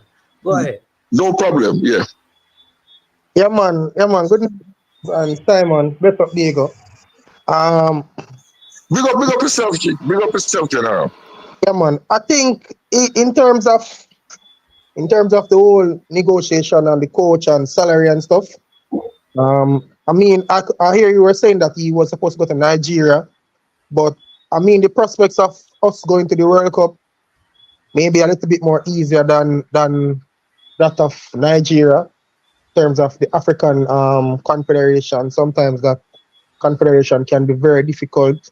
So maybe one of the reasons that probably pushed him to come here is the fact that um, it's probably a little bit more easier, and also maybe the availability of players who are in England who is probably a little bit more familiar with, who could potentially come and play for Jamaica, could also be some of the things that probably push him to pick this job over that one. Or as you say, probably the way in which JFF was able to negotiate with him, probably they offered him things that he probably couldn't get at Nigeria, and he thought that probably Jamaica was a better option. But I'm interested to see what's going to happen when it comes on to Jamaican football. I am generally cautiously optimistic, hoping for the best. But I know that sometimes it doesn't always go that way. But yeah, we'll see. I mean, I'll see how he does for the first couple of games. I guess for the most part, he's probably gonna be using the players that were actively involved in the previous coach's plans, based on the preseason and the short length of time in which he'll have to look at players. So I don't suppose you'll see a drastic change of players in terms of who is going to be selecting. But I think after this window and going forward would probably be a better time to have a deeper look at what he's able to do as a coach. In terms of the style of play of the football, generally fans are always going to want the team to play attractive football because that adds to the entertainment value of it. What is attractive football though? Okay, I'm gonna get to that. So I think when people get up and go to watch football games, yes, the result is important, but they also go for the entertainment that is on the field. I think attractive football in a sense would be in a Jamaican standpoint would be a plus on what we have been doing now. As Duclan said, for the last couple of years, the way we have been playing is stay behind the ball, defend, and hope so we get a one goal. I think the fans are not expecting that, especially when you bring a coach of his caliber and you look at the caliber of players that are available to play and that are coming to play. When you look at the players play for them club in England and in MLS and wherever else, them look totally different from when them come to Jamaica and play. And so a lot of times people would think that stuff has to do something with the coaching, because when they're at their club, they are, even though they all play different systems, but them still seem to fit into that system. And the basic things them can keep possession of the ball and pass and whatever. When them come to Jamaica, it's almost as if something different happens. So I mean, yes, the result is important, but I think not equal, but I think just as important or maybe close is the entertainment that people get from going to the stadium. Because, I mean, if it was just the result alone, then maybe me wouldn't like to pick up. But I just stay home and wait for the result to win 1-0 or 2-0. But when we go stadium, I want to see the football playing in an attractive way. I want to see Jamaica dominate teams in terms of possession and stuff. I know it's not always going to happen. And we don't think we have the level now we can dominate every team. But even the other day when we played Daman, Damanica, we expect fairly 3-0 and then win 3-2. Hold on, Brad. Let me stop you right there. Because you're not listening. Of course we would love to have Miss World as a wife. But if a man is 50-year-old and has not had a wife, he's just happy to get a wife once she's virtuous and she's a good mother and a provider. What I'm saying to you, of course we love pretty football, but I was there in 98 when we didn't play pretty football, but the country was so ecstatic and glorified that once you qualify and win, even though you want to see the pretty football, you don't think about the pretty football anymore once you have the glory. A good example. So you want it, yes. Everybody wants it. A good example. But I'm saying the most important thing, and you will get the joy and happy. So if you are here once we qualify, you're going to forget about the pretty football. You don't ever talk about it. A good example is that the female team, Brian, the female team went to the round of 16, right? Where we lost. Did they play pretty football? I think people were so happy with the team. They weren't even thinking about like pretty football. They were just glad that for the first time a team went that far in a World Cup for Jamaica. Yeah, Because but I man don't is think man. why? Man is man. So, Diego, I am not disagreeing with you that if we get in the results, we will talk about how the football looks less. But I'm saying, when people go to the stadium, they want a level of entertainment. And I'm telling you that the people are not entertained by Jamaica having 30% possession, one shot on target, and they will get 3-0. That's not entertaining to me, brother. However, man is man. No, losing. No, because no, Brian, but here's what you just added to it, which is twisting the thing. You're saying that we lose. I am saying that all right, we win. All right, let's say we win. Winning. Okay, So let's say we win. We beat We're Mexico. still entertained. We beat Mexico 1-0. We beat Canada 1-0. We beat USA 1-0. But we only had 30% of the ball and two shots on target. All right, man is man. Take out the USA, Mexico, and Canada. Because we kind of expect them game to be like that. We beat Honduras, Costa Rica, and Panama. No, but we man is beat Honduras, Panama, and Costa Rica. Manins, when we play them team, the brother, me expect say we have a little bit more. Me not expect we have 30% against them team, the brother. Me don't know if about maybe me I think too much. But when we play them team, the big man, we not have 30%, brother. Anyways, Manins, man, maybe he will see the pretty football anyway. Maybe how does he know you won't see it? So maybe you'll see it and we get bored. They get bored. Yeah, man. Manins, man. As it relates to the female team, I think that's a good point that you make. But, however, when the female team, by and large, the teams that we played in the World Cup are teams that we expect to be better than us. When we play Grenada and them team, the brother, we make one heap of pass, 500 pass, and them thing they 300 pass, and we dominate them and win. I'm saying to you, when Jamaica played Dominica the other day, over Dominica, brother, we only 3-0 and end up doing the game 3-2, brother. Nervous and we have to leap and anything, the brother. We can't manage more that money. That has nothing to do with pretty football because in that game the team was passing the ball. Money is 3-2. So we can't manage them team, brother. No, man. What I'm saying is that one of the risks you run of playing pretty football is that you're going to have some 4-3 games, sometimes some 3-2 games. No, man. Mrs. Spade play good. Them now only 3-0 and we 3-2. All right, listen, here's what I'm saying. You see, when we use Spain, when we are talking about Jamaica, we think it's unfair. So all right, so let me come down to this. You're a Chelsea fan, you know. And I'm seeing Mourinho teams play. That Arsene Wenger, Arsenal scored some goals. Some build-up player from all back. We remember them, Alex Sanchez and the Giroud scored them, all them kind of thing there. And Arsenal now in the league basketball, people are laughing off of me. Mannings, and every team Chelsea part the bus against. Big man, when we are playing some little team, brother, we dominate them big man. But when we play City and Arsenal and Man U and them team there, yeah, sometimes you have to be a little bit circumspect. Jamaica dominated Grenada. Okay. Would that one in the Gold Cup. We dominated St. Kitts in the Gold Cup. Let me give him another example, management, practically. Are you there, Carl? Are you there? Yeah, man. I'm here, Diego. I'm here. All right. I'm a New York Knickerbocker fan. The last time the New York Knicks won a championship was 1973, over 50 years ago. This year, there was a player called Brunson and a coach called Tom Thibodeau. And I saw 21,000 people stand and rise because we almost got it. If it wasn't for injury, not playing anything called pretty basketball. So the winning is what matters. I don't think the basketball is a good example. Even though I'm not the greatest basketball. Showtime.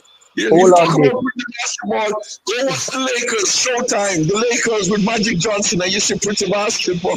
But they Diego. won. They Diego. gotta win. It's Diego. all about winning, Papi.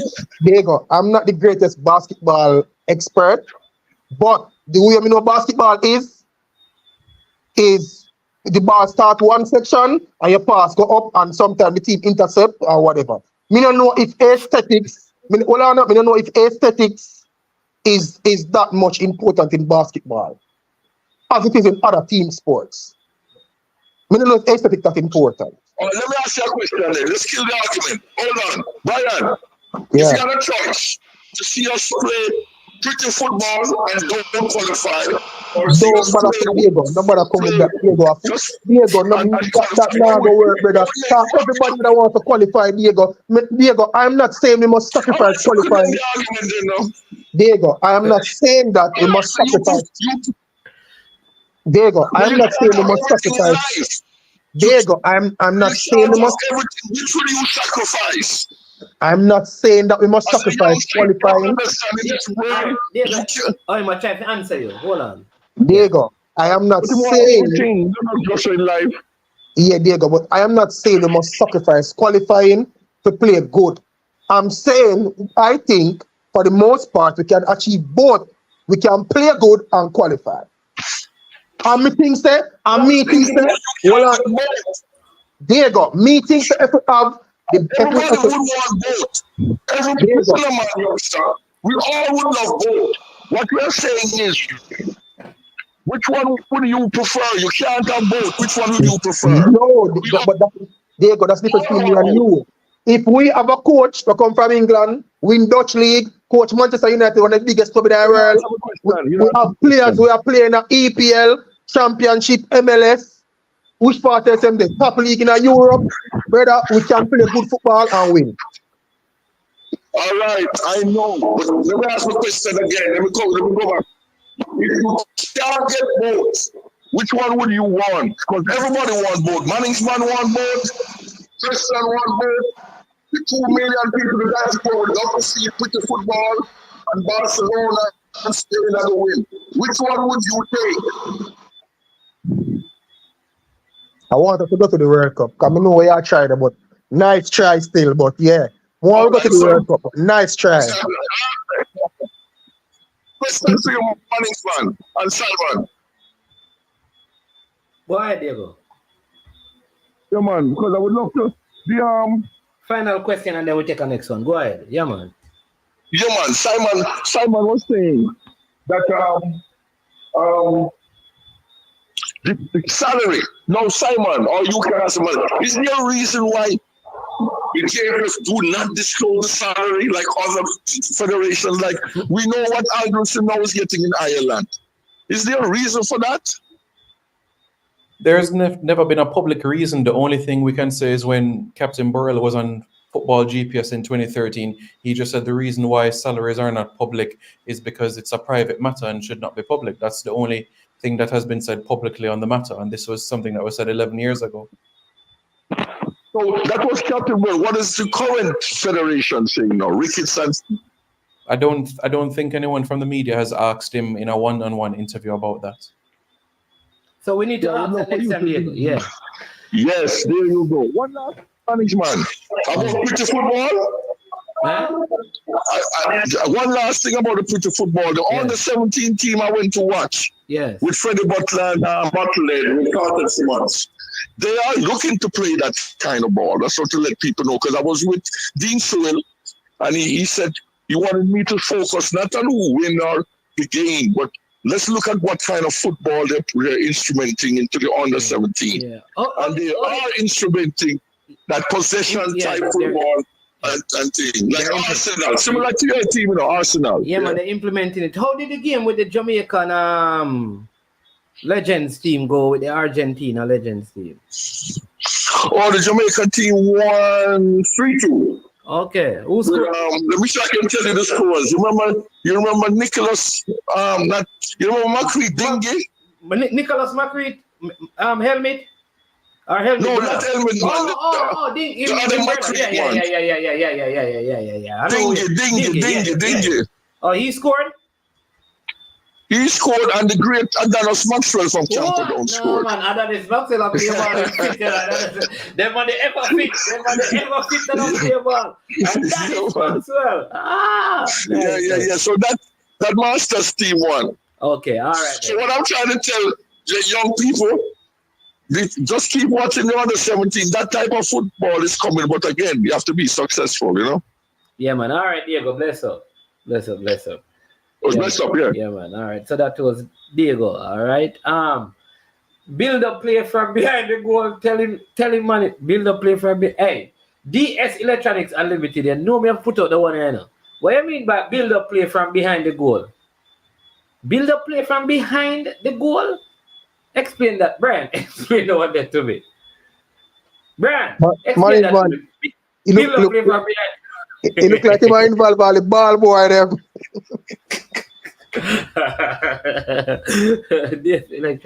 Yeah, but I know you came on. I think it was on the coaching matter earlier. Simon, but I know the tickets. Tell the people about the tickets, and then Brian. You want to go, Brian? Because I know you came on because from the whole coaching discussion was being held. I think that was when you actually were trying to get on. I don't know if you have got a chance to speak on that. You want Simon to go ahead first? Yeah, man, I'm good. Simon can go. Right. So in relation to tickets, they're now available for purchase. I'll drop the link in the chat so that persons can commence purchasing of the tickets. That is the link where tickets will be, where you can purchase the tickets right now, grandstand and bleachers. In terms of the marketing arm of the Federation, 876, they're trying to work out if they can get physical tickets for persons that are not tech savvy, so to speak, so that it could go physically somewhere and use cash. But of course, if you're very tech savvy, you can purchase right ahead and go to the link that you see highlighted there. Grandstand and bleachers kickoff is 7 p.m. for September 6th. It's going to be a Friday, so persons can leave work, keep a Jamaica shirt in their car and just head to the stadium. So it's a Friday, so it's a different sort of atmosphere. And we have another, 4 weeks or so to go. So a great opportunity to be able to get fans under the lights as well. At the are the prices the same? Yes, 5,500 for grandstand and 1,500 for bleachers. Okay, thanks. Alj, I don't think, bet nobody never think about that. Man is man. What you think? I don't think. I don't think that is going to work, my boss. It's the boss around here, so I don't know, my boss. I don't think that is going to work. You're the man asking for cartel. Oh my lord. Okay, so that's it. Yeah. So Brian, what do you think about the coach? Because I think Soldier was saying, was talking about the coach. I don't know. Soldier seem like what you say. The coach ever qualified England for the World Cup, brother. And Soldier say him support Jamaica for the Euro. Yeah. And Soldier say him support Jamaica and Brazil. So I don't know how him about the coach qualify England. But like me say, I'm interested to see what he's gonna do. I as always, I'm cautiously optimistic. I'm hoping though that with his British influence, he will be able to convince more players who are probably not convinced to come and play for Jamaica. And I know that there were some young players at Manchester United who have Jamaican heritage who are interested. Hopefully, he'll be able to get them to come over from a younger age, and we start to build up that whole, nucleus of players who are young and can represent Jamaica who are in the diaspora. I think that's probably one of the good things I think will come out of his whole employment. I think a person of his stature should be able to convince more players, and probably younger players too, who have Jamaican heritage, to pick Jamaica from an earlier stage and to get the process started. Hopefully he'll be able to do that. And ultimately, like I said, I want us to go to the World Cup. I am a little bit concerned about the tenure being a 2-year contract, but I guess the goal was to get to the World Cup. The other coach had a 4-year contract. He did 2 years and left, so maybe they just want to finish out this World Cup qualifying cycle and then they reassess and go from there. But I don't think 2 years is sufficient time for See, A you'd have coach, given a coach. Sorry to go ahead. Sorry. I don't think 2 years is sufficient time to give a coach to implement basically like have his full imprint on an international team, especially given the fact that you don't play a lot of games internationally for the year, and a lot of our games coming up is not going to be like friendlies. They're going to have Nations League, Gold Cup, and those stuff which are tournament style, and you have less of a time to experiment and to test out things. And even outside of the FIFA window, you're not going to be able to get the top professional players to come and play games. So I am a So little bit concerned about the 2 wouldn't years. you give him, seeing that you have a world, like generally cycles are like after World Cup campaigns, like are heading into a World Cup campaign. Wouldn't you prefer to give the coach up until like the ending of a World Cup and then sit down with him to extend it? Would you like if you give him 4 years, you're really giving him into a next cycle, not knowing what this cycle would be like and stuff. So I'm trying to figure out what would be Yeah, your reason. no, I'm saying, given the time in which he's hired now, I understand why he's given a 2 year, but I'm saying on a general basis, I think probably a 4 year cycle would have been a better option. But I guess because he's been employed in the middle of the cycle, then I could understand the 2 year. But I think 4 years is a good enough time. He'll have enough games and opportunities to look at players and to understand the Jamaican culture and way of doing things and stuff like that. For him to be able to get the best out of the team. So I'm saying I don't know if I don't think 2 year, but because it's in the middle of this cycle now, I could understand. But I think you would want like 3 to 4 years for you to see his real impact on a team per se. Yeah, let me tell you, ideally for me, this is how I see it, right? And I don't know what Simon thinks. You can give your feedback. So I would give him exactly what this is. So after the World Cup, say we qualify, we come out of the group. I'm just speaking like highest expectation met. We come out of the group, go to round of 16 and probably get knocked out. Then I don't know if I'd give him the next cycle. But what I'd do is still keep him on more in the capacity of a technical director over Jamaica's football because he has worked in those environments.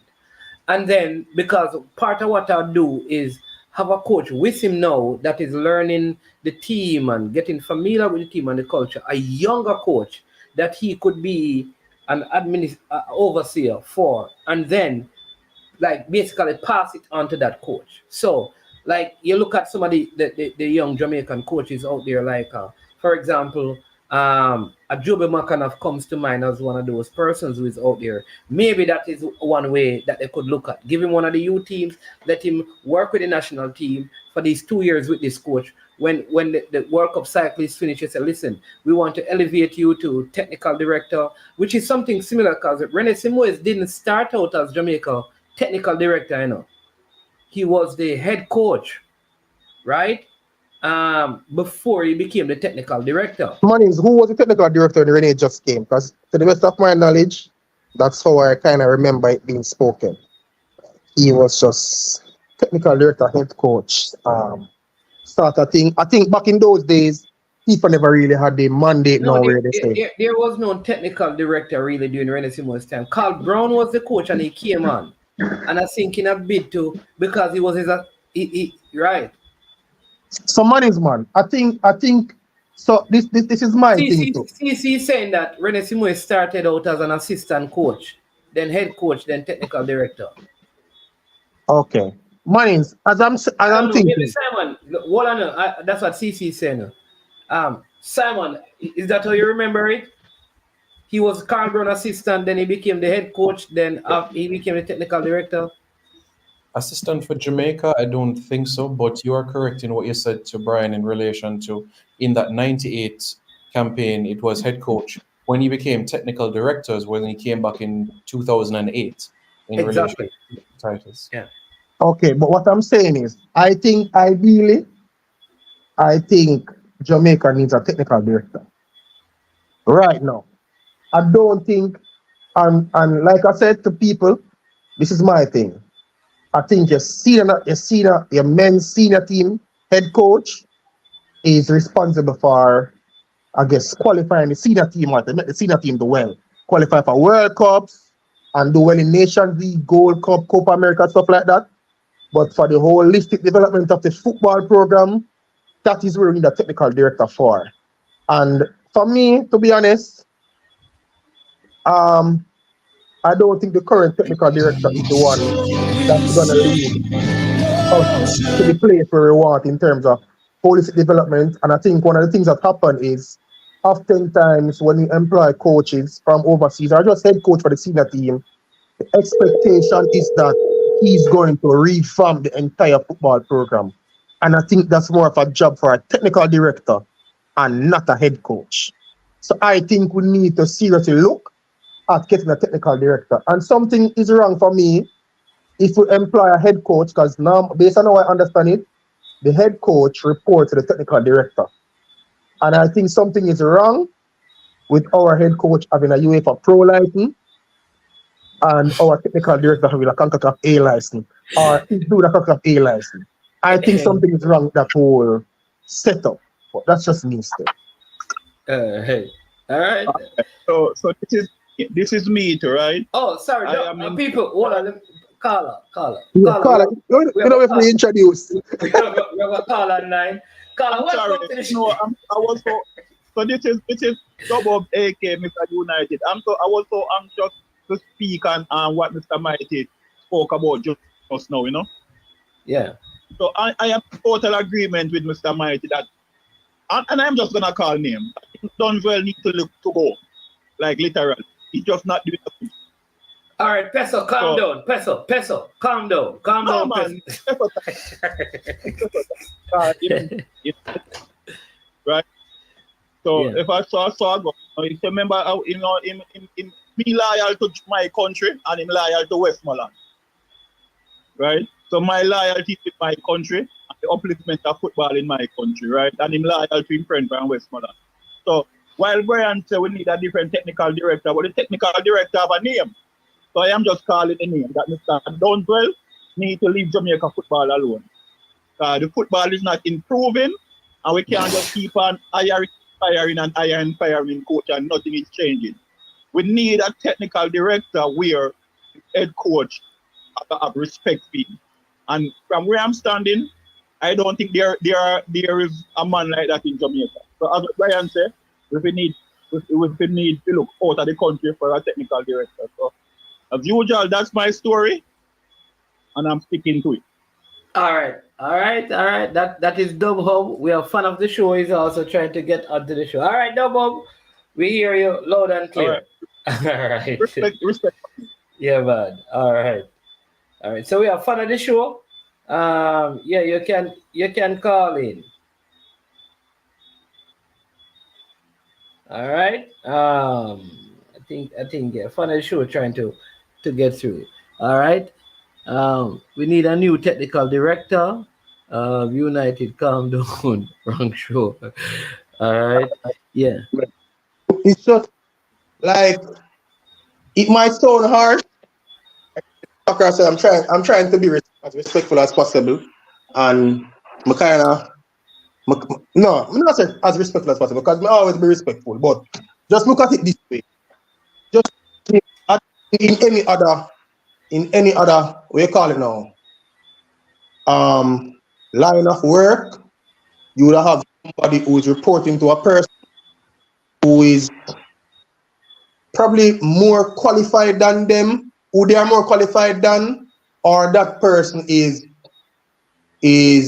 unless that person has experience, or they are extremely well. So yeah, so you could have a. I hear it. I hear you, no, Brian. But you know one of the difficulties with that. So a person goes to a financial institution to work, right? And the CEO have a, because they have been with the company, they have so many years of experience with the particular company. I'm just using a hypothetical to probably show you where cases it can, right? So they just went to, when it was CAS, College of Art, Science and Technology. That was what UTech was from before, right? We remember that, right? Yeah, man. All right. So they got like the, a little first degree, never have any honors. You come in now with something from, you get your stuff from somewhere overseas, maybe, Duke or Oxford or one of them colleges. Oxford or one of those places, and you have your masters, right? So does that mean that the other person cannot be the CEO because of where you have completed your schooling and the fact that you have a higher degree? No, it doesn't mean that. However, that's what I want to make clear to the people. Yeah, but however, one will take into account a few things. The performance of the CEO. If the CEO is doing a good job and is being able to lead the organization to, they want to use a word there now. No, what I'm saying though is that what you can talk about is that based on the last 12 years, when we evaluate the functions in world standards of a technical director, I think it is fair to say, when we look at where our football is going, we don't see the impact from the technical director standpoint. And on that basis, I think that is a fair argument. But in terms of one person having a particular license and the other person having a particular license, I don't necessarily, while I understand the angle, I don't necessarily agree. Because, it is a world. Somebody can come from Europe, but not familiar. But say, for example, Cuba. Cuba is having some success now. All right? They say they have a technical director from Cuba. It don't mean that somebody coming from Europe should get the position because they may be having success with their under 17 and their under 20. Agreed. But if you look at the track record and you say, listen, in the last 12 years, we can't put our finger on anything that technically has developed, and maybe we need to look at changing. I think that is a reasonable argument. And nobody could really, like somebody had to put up, like a peso, for example. Except Travis. Yeah. But management, and to be fair, and to be fair, I've heard the stories about Mr. Donzel. Last time I spoke to Mr. Speed, he convinced me. He tried to convince me, Mr. Donzel is a legend, qualified 4 teams for World Cup. Well, not qualified, but he's been involved in the qualification of 4 teams for the World Cup and stuff. And hear him, and I would say I agree with him. Now, well, I not have to agree with him because if it happen, it happen. It's the facts. I not have to agree with the facts, but if it's the facts, it's the facts. But I think based on what's been going on with the team, with the nation's football for the last decade, or for however long Mr. Donzel has been the technical director, there is a lot left to be desired. And I don't think that he's the right person for the job. And that's what I'm saying is that Mr. Speed is right. He has those record, but at the end of the day, we're not talking about 20 years ago. We are talking about, because I think 12 years is a long enough period. How long has he been the technical director for? 12 years? No, I don't know, but I know that what my time is, because in 12 years, you'd have at least 2 World Cup cycles at the U20, U17, and the senior level. At least 2. And I can use those to evaluate. That's what I'm saying. So question, the technical director also has oversight of the female program too? I should ask that. That's a fair thing to ask. And that's a very good question. I'm not sure. I don't know. I could have checked. I'm not sure. I don't know if Simon knows. If the technical director is also technical director for the female program. Maybe Mr. Speed would be the best person to comment on that. Yeah. I'm not sure about. That's a very good question, though, Brian. But because the female team has been doing well. Yeah, we have fan of the show. Said that he has some information to share. I guess he's I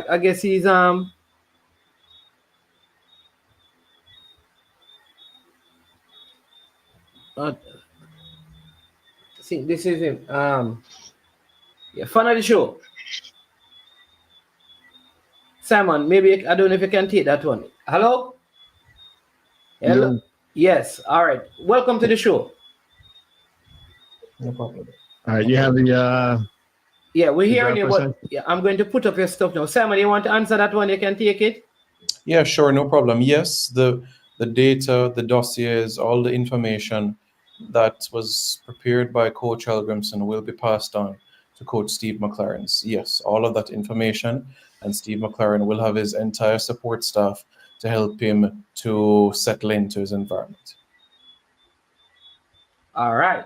So now, fan of the show asked me to put up this graphic, right? Man, you have to remove the comment though. Yeah, I'm going to remove the comment, right? You can see it. I can make it bigger for those who are not seeing. Yeah, you could make it a little bigger. I see it. Oh, as big as possible. Yeah, man, that's good. All right. So, fan of the show, go ahead and make your point. Yeah. So just real quick, just to follow the last caller, we do not have a female director of coaching or technical director. It's Downswell. We should have, just as every federation has, we should have a women's and men's director of coaching, because they're two different types of games. The games aren't the same style of play, right? So moving on from that, and everybody's kind of, we all noticed, we've all jumped on the fact that we need a new technical director, and that the technical committee should not be the ones making the decision, but just more so setting the strategy, the long-term vision, and not managing the day-to-day. So to be honest, we should never hear from Speed. The person that should be speaking to the media, to the newspapers, TV shows, bloggers, whoever, should be the actual technical director when it comes to how the teams are playing and how they're developing. But with that being said, a couple of days ago, who was it? My guy Dwight. We were both in agreement that in CONCACAF, you cannot be successful unless you have a coach that is familiar with this hemisphere. It's a different animal from Europe. It's not the same style of play. It's not the same environment. It's not the same refs. It's not the same fans. It's completely different. And you've been, you went on the road throughout the States, but I don't know how many people have been on the road in the El Salvadors, in the Guatemalas, in the Honduras, all these types of places. It's a different beast. So everybody can clearly see the last few cycles, 1, 2, 3, 4 cycles, right? The modern game, right? So 2010, that's when Stain put, the imprint on the game and changed football forever, right? And it's probably evolving now even more. So we'll look at the last 4 cycles. You don't have any success unless you have a CONCACAF coach, right? Unless you have someone that is from this hemisphere, be it CONCACAF or be it from CONMEBOL, meaning that you get either Argentine or Colombian coaches. And Colombia is really pretty much the same thing as Central America, because Panama and Colombia are the same country, just a canal splits them. Same culture, same language, same chaotic environment, right? When guys come in from Europe, they have hundreds of years of organization, right? They have hundreds of years of structure. We don't have that here. In America, you have that. In Canada, you have that in a sense. They're just starting to care about the game again. But in the rest of the region, you don't have that. And you have to, like as a coach, right? I've worked in professional environments. I've worked in unprofessional environments. And what we have is an unprofessional environment. And someone that's used to a professional environment with a full support staff, full backroom, everything, right? From administration down to the guy, pressing the towels. When you have that and you go to a region that has pure chaos, you're not going to succeed, because not only are you fighting the 11 that are on the field, you're fighting your administration, you're fighting the refs, you're fighting the fans, you're fighting the dog that runs in the field, right? You don't have that in Europe. You don't have that in Asia. So coaches are not successful here. In my opinion, McLaren, he's a great coach. Hold on. So I need to bring in some things, right? Because you use cycles and things. So what I want you to tell me the coaches from Europe that have struggled to qualify a team in CONCACAF. Why you would come to this? Because while you have showed those who have that the coaches from the region and Argentina and Colombia have had success, tell me the coaches that have failed in terms of qualifying. Well, all right. So we'll go all the way back to the first cycle, right? No, in the we're using the same period. We have to use the same period that you have from 2010 to 2026, because the same period. Yeah. Okay. The first cycle. So hopefully it's obvious for everyone to see, right? So green means success, you qualified. Red means you failed. Black, you're not in the conversation. I went to go find as far back as I could, within reasonable amount of time. This is, 15 years of coaches. Eriksson was, obviously everybody knows he's Swedish. Everybody knows he took England to the World Cup twice, yes? Euros and all and such. He went to Mexico, failed. The best that he got was 1 out of 7 games, and they got rid of him, right? They brought in Flores from Mexico. He qualified. Everybody else in green qualified. U.S., Mexico, Colombia, right? But the others are Brazil, Panama, Samoas, and Stempel from Panama. 2014, you have Klinsmann, Herrera, Suarez, and Wanchow. So we have 4 qualifiers with the playoffs, right? Colombia, Costa Rica. Did Trinidad qualify for our World Cup? Trinidad? Yes. Yeah, of course Trinidad qualified for the World Cup. Yeah, 2006. 2006. Look at the years, man. All right, no, what I'm saying to you though. Money. So I think that's before his graphic. Okay, so you're not going back to that time, which is part of the issue because the reason why I don't go back that far. Yeah. Sorry. The reason why I don't go back that far because the game has changed, right? No. All right, but I am saying that you didn't go back that far because you have a narrative. No, I just told you. So the what? game has changed. That's what? No. Here's what I'm saying. That so every fourth cycle, the game of football changes. What is the parameters to determine that? Because let us break it down. Mm-hmm. Because I'm going to say to you, if it changed from 2006 to 2010, then it must have changed from 2010 to 2014, and from 2014 to 2018, and 2018 to 2022, which means that for 2026 it could be changing, which means that all this stuff from the past are pointless. Yeah. What did I say in the beginning? I said the game's in the middle of a change right now, right? The style of play that Spain and Barcelona imprinted on everyone, where everyone all of a sudden wanted to play 4-3-3, is fading out. Everyone's now trying different things. Right now, the style of play that is, the one that's most copied was either Klopp's or Pep's. Pep's and, using inverted backs and things of that nature, and then Klopp with the high presses. All right, I don't want to interrupt what you were actually doing still, because I kind of did that with the question. So let's come, because you said that Eriksson failed with Mexico. All right. So yes. Right. So so that's one European in 2010. Yeah. All right. In 2014, name me the Europeans that failed. There's no Europeans. In 2018. There's no one. All right. When I say European. Yeah, go ahead. Hold on. And when I say, because myself and Dwight said this the other day, and we were in the comments, and people were going back and forth. We said that you have to understand CONCACAF, right? Yeah, man. No, man. I agree with that. All I'm trying to do is in this graphic that you have, right? In 2014, you don't have a European that failed. In 2018, in 2018 cycle, from this graphic, you don't have a European that failed. Stop saying European.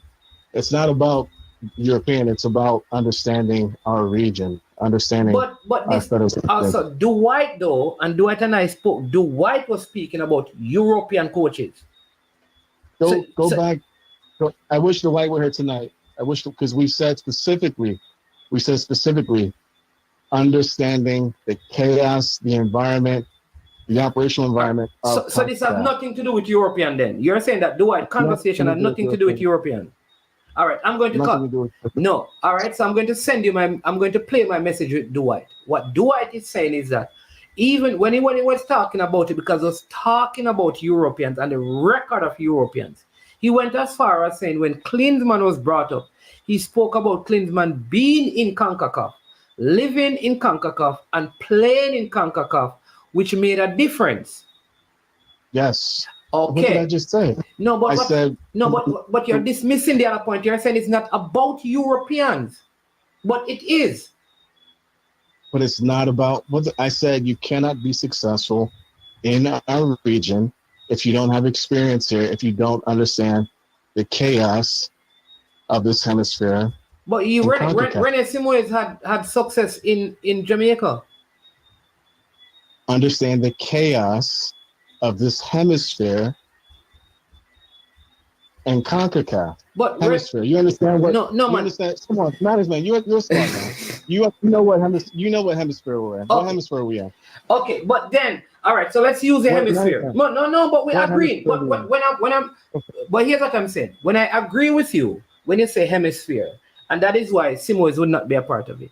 But then when I say it's about European, really, you're dismissing that part. Just because it could be an Asian coach, it could be a Korean coach. There's no difference as to why Klinsmann failed in Asia in the Asian Cup. Okay, so you're saying okay, all right. Right? He fell with Korea. Korea should have gone all the way to the final much further in Qatar earlier this year. Huh? And he unfortunately he failed. Who? No, I didn't hear that. Sorry, go ahead. No, I say Klinsmann failed in Asia in the Asian Cup at the top of the year with Korea. Right? He didn't go as far as everyone expected him to go with as strong of a team as they have. All right. So right? what I would prefer, right? I understand your graphics. The point that you're making is this. Listen, it has, based on what you have seen from 2010 to 2022, which is 12 years. Yeah. 12 years. The teams that have qualified with coaches in either from CONCACAF or from CONMEBOL, right? In the Americas, which is North and South America, really. I think there is no exception from this list if you go from 2010. Bradley, Flores, Rivera, right? Klinsmann, you could say Klinsmann. Herdsman is English, but people will say that Herdsman was in Canada. He coached the women's team for almost a decade. So he was coaching, right? So there you go. So that's the point you're making. But what I'm saying, though, is what my point is this. At this time as well, we don't have the amount of Europeans that were coaching. So we are assuming that they would not have had success because the only one we have, is Ericsson, who did not do well with England either. So maybe he's not the place that he's at. He qualified. England went to the World Cup. But they went to the World Cup, and what happened? He wasn't doing well. Our goal, we have to take baby steps, right? Yeah. We have to take baby steps. The first step is to actually have a legitimate chance at qualifying. Not finishing at the we don't have the 6 anymore. Not finishing at the bottom of the 6, right? Not missing out on the last 4 for the playoff. We're just trying to qualify. I'm happy with qualifying and losing every single game in the World Cup. We just need to qualify. Qualifying gets us money to put back into development for the program so that our U17s, our U15s, they can all be better. And we have a better shot at 2030 to win a match, right? Our goal is to qualify. And given the history of teams that have qualified from our region, our best bet is to have someone who understands intimately the chaos and the disorganization of CONCACAF. Look at the tournament we just had with Copa America. Look at all the problems we had, right? It ran concurrent with the Euros. Look at all the problems we had here in America, right? All the problems we had with both federations, with all the money in the world. It's not a well-run, unfortunately, environment. Well, what's in the someone who's go ahead. All right. So let's take it away from football for a second, right? You're a professional, and you as in my perception, so I think that I can't let them just slip by, right? Hold on. Let's come off the football for a second. No, but you just made some things that I need to address, right? Okay, go ahead. The Gold Cup, which is run by CONCACAF, was properly run. Yeah. There was no issue in the Gold Cup. The Nations League that was run by CONCACAF was efficiently and effectively run without any issues, even the finals. So, because there were some issues with the coming together of CONMEBOL and Copa America, CONMEBOL and CONCACAF for the Copa America, and we saw the crowd issues.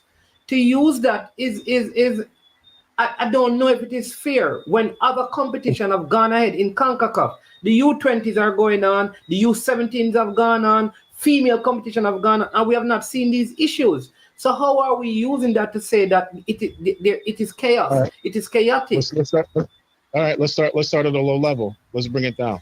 Let's start with us. All right? Let's start with us. Jamaica. Is it a well-run environment? Yes or no? Traditionally. Exactly my point. So it don't matter whether we get an Argentinian coach, a Brazilian coach, a Mexican coach, a Croatian coach, an African coach, a Jamaican coach. If we are not organized, it don't make a difference. Hold on, but it does make a difference. Why? Because they understand those environments. But they didn't qualify. What I'm saying though, but Carla, Simoes didn't qualify when he came back. Lazzaroni didn't qualify, Bora didn't qualify, Schaefer didn't qualify, Tapper didn't qualify, Paul Hall didn't qualify. These are people and you're not gonna qualify. There's only 3 spots. You're not gonna qualify every time. We didn't qualify any time. We have only qualified once. We didn't qualify any, and you're not gonna qualify for every single one. I don't get what I'm trying to, if you don't understand what I'm trying to explain to you, is that it's very simple. You have, let's take it away from football. You're a professional, right? Yeah. My understanding, my perception of you is that you do a lot of work in organizational management, yes? Yeah. Am I correct? Yeah, man. Okay, perfect. All right. So imagine, and you said this the other day, you said this, someone calls you to do work with them, you show up on time, they show up late, you tell them, I'll see you later. Because I cannot. Definitely, yes. You said this the other day. Definitely, right? And I stand by it. Folks like yourself, right, who have high standards, who are used to a certain level, have an extremely hard time going backwards. It rarely works, right? When Grimmy came in, I said he would be gone in 6 months. He fought it. He tried his best. And I think he would have been successful in the end, but he tried his best, and he couldn't take it anymore. All right. Whatever the reason, I don't know what the reason is. All right. So cool. All right. So I hear that with Grimmy. All right. So let's look at Winfred Schaefer. Did he have success? Did we qualify? So success is, you said earlier, right? We don't have to qualify every time. But didn't I said you're not. I said you're not going to qualify. So because he did not qualify in the one cycle that he brought us to, I count that as a failure. No, to me that is not a failure because he also went to the finals of a Gold Cup with us. Did we win the Gold Cup? The Gold Cup is not that difficult of a tournament. Well, let's be no. It's too. It is a difficult tournament. It is difficult for Jamaica. It's difficult for Jamaica. If we're playing at a high standard, right, and our players are healthy, it's not a difficult tournament. Because the U.S. takes... Really? Hold on. Yes, the U.S. takes off every other tournament, right? They'll put a B team or C team in there. Mexico is always going to have some issue, right, back home. And they're always going to be in the perpetual chaos. We only have to ever beat really hold on, Carla, because Brian left with, and I didn't get him to go, and Simon have to leave. So let me just let Simon, because we have like 10 minutes. And I apologize. Yeah, man, hold on. Simon, I don't know if you want to comment on anything to come. Just hold on. Yeah, I appreciate it. Thank you for having me on, Mannings. Really appreciate it. And I hope you're able to get some rest before the athletics start tomorrow, even if it's a couple of hours. But yeah, just one of the points Brian made about length of contract. Let's not forget as well, when a contract ends, it can also be renewed. So, let's get all hands on deck, push all the support we can behind Mr. McLaren, and we'll press on forward. Thanks again, and good evening to everybody. Good night to everybody. All right. Yeah, man. Thanks, Simon. Reggae Boys, Coventry, RBC. Pick up. Bless up yourself. All right. So, Carla, But I mean, but here's I want let me say this, and if you want to still talk about it, talk about it. Here's because I'm not here to beat down. No man, I don't think it's like a beat down. No, It just, in my opinion, right? When I look at it, when I analyze it, if I were in the committee and I were saying what kind of coach do we need to have, that would be my criteria.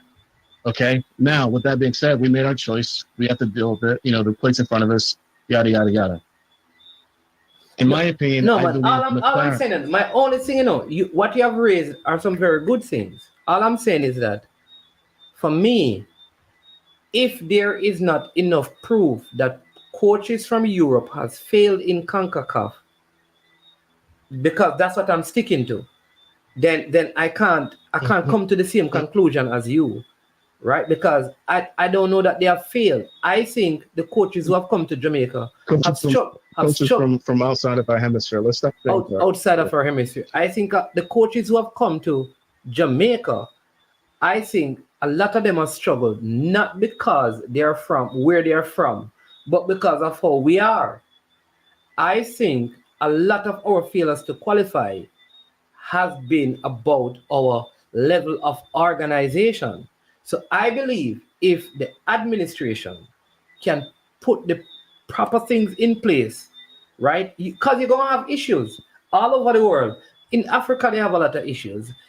Even in South America, we have seen, England, didn't Italy not qualify for the World Cup, man? So you will have those things. You'll have issues at different times.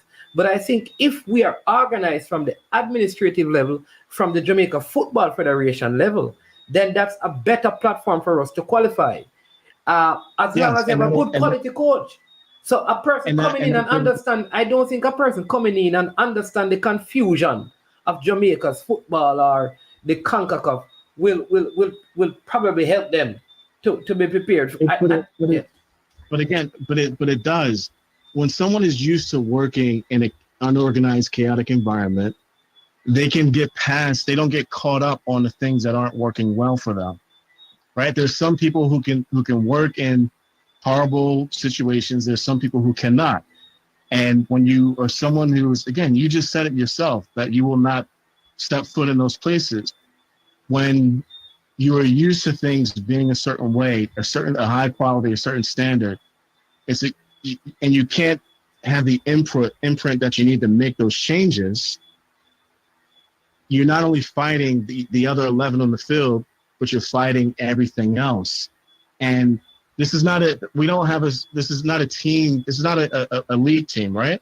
Where you have hours and hours and hours with your guys to put your style of play and imprint, right? He's not going to have that opportunity. He sees them for a few days, every few months, right? They get right to playing games, right? Guys are just, mainly just doing things to not injure themselves. A lot of walkthroughs, a lot of just, small technical stuff, but a lot of just chatting about how we're going to play.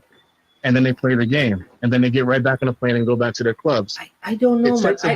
I believe that Hal Grimson was doing well. People never liked the style of play. He went to the Nations League. He was getting there, but how long did it take him to finally get into the groove? About 2 years. To get into the groove? To start having for him to figure things out to where I think what is funny? His record got worse at the end.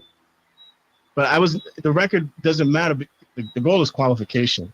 The Nations League doesn't matter. Like, it was great that, the Canada game was great. The, performance by Lowe was great. Just him being able to say, like, okay, let me switch things up, right? To make that happen, to get to Copa, right? The goal has always been, the reason for hiring Haugenson flat out was 26, right? When you look at it on paper, he took a nothing football federation, took them to the World Cup in Russia, right? Small nation, island, very insulated, right? And against all odds. And, you could kind of almost see the correlation. Okay, small island, insulated, right? People love chatting more than playing football, as you say, right? On paper, it works. Right? He had to figure out the culture.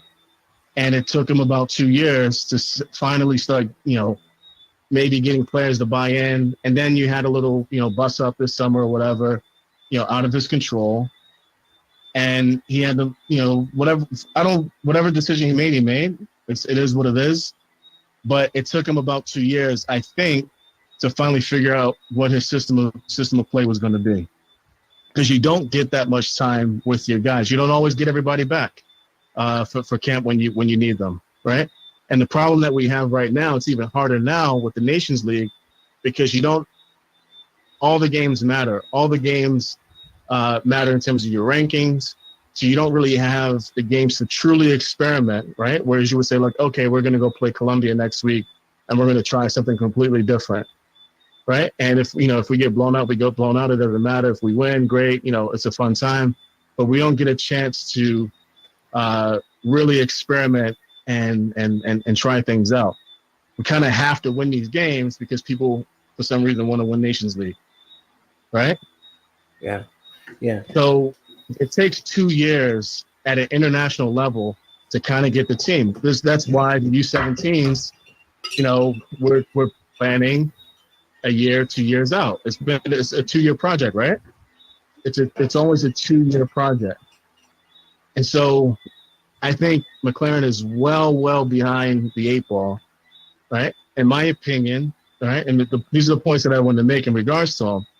I believe, yes, he's a good coach, right? But I believe he's a coach, not so much a manager of a team. I think he's either a good coach, meaning a training session coach, but it being a training session coach means that you're with guys every day, because it takes about 3 weeks for the things that you're training, for players to make a habit, to put in their toolbox, to make it a part of their game.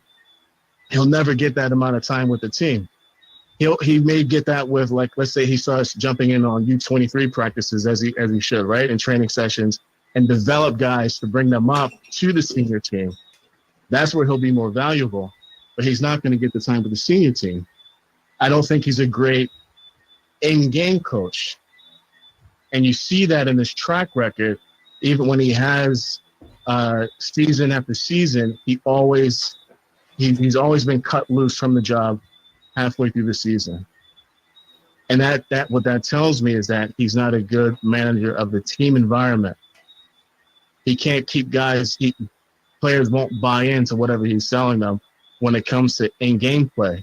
In training, they probably love him. Oh, he helped me, improve this technique or that technique, or, help me see the vision better and this and that. But when it comes to strategy, and when you have a good coach on the other sideline or across from you, right? Or, a situation, how to control changes, a player gets a red card, now you're playing with 10 men. That separates the different types of coaches. Whereas, like you're familiar with NFL football, you have the head coach, and then you have all the, the offensive coaches, defensive coaches, special teams coaches, kicking coach. And you're starting to see that come into our game now, right? Arsenal, you have a throwing coach, a corner kick coach, a kickoff coach, a playing out of the back coach. You have all these specialty areas, and he's good at that. He's good at, systems of play and attacking and those sort of things. But I don't believe he's a team manager, unless he can really build a team of coaches underneath him who can help him on the sidelines in game. I don't think Halgrimsson had enough good men around him in game early on, right? So he's going to need that to be successful. And again, over time, if you look at his record, all the teams he's coached, right, he's always been let go early because he's in a relegation or whatever it is. All right. Well, listen. But I'm hoping that he gets the job done. But I don't. If you can, everybody can clip this. In my heart of hearts, or not even in my heart, in my mind, because I'm just going based on ink on paper. Here's what I'm going to do, right? Because I have a person called CC that is asking a lot of questions of you, but because I have to go, right? Because we have gone past the 2 hours and the extra 39 minutes. So tomorrow I want CC to come on, and what I'm going to do is like for 30 minutes, that's what the show is going to be. He's going to ask you these because he's disagreeing with some of what you're saying, and he has lots of questions that I think make sense on this point. So I'd love for both of you to kind of engage each other, right, on the channel. So I would. Sure. Yeah, I'll do that tomorrow because I want to run now. But I don't want to say good call, but I don't agree with some of the points. CC, come with your best. Come with all your questions. Yeah, but we'll talk. So CC, I'll let you guys work that out tomorrow. All right, big up yourself every time. All right, man. Yeah, man. All right. So Javian Robinson, I'm going to help you with this. All right. So CC said we'll come on tomorrow, and both of you will go through that. Javian.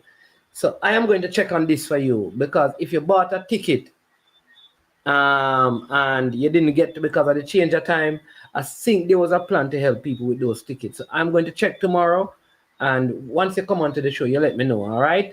Or you can text the show number so I can reach out to you specifically. All right, so people, Olympics start in the morning.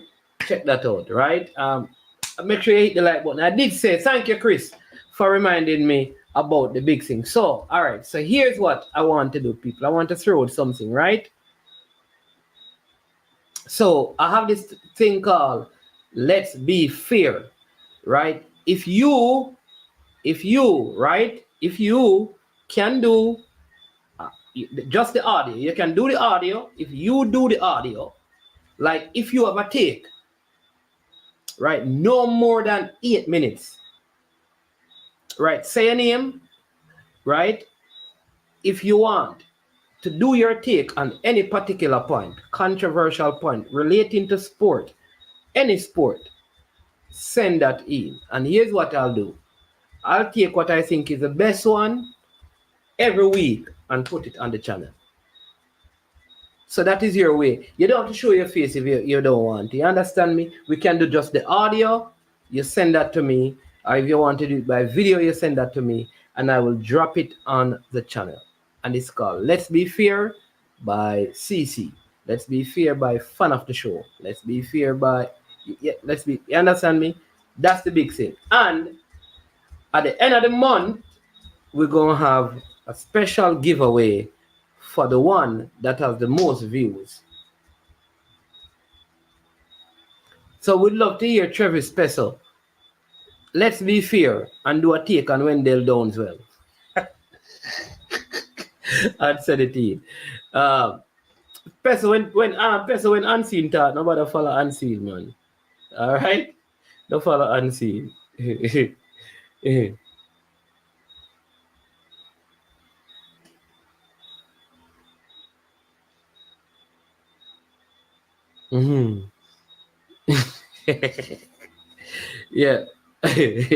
I love Peso to do it.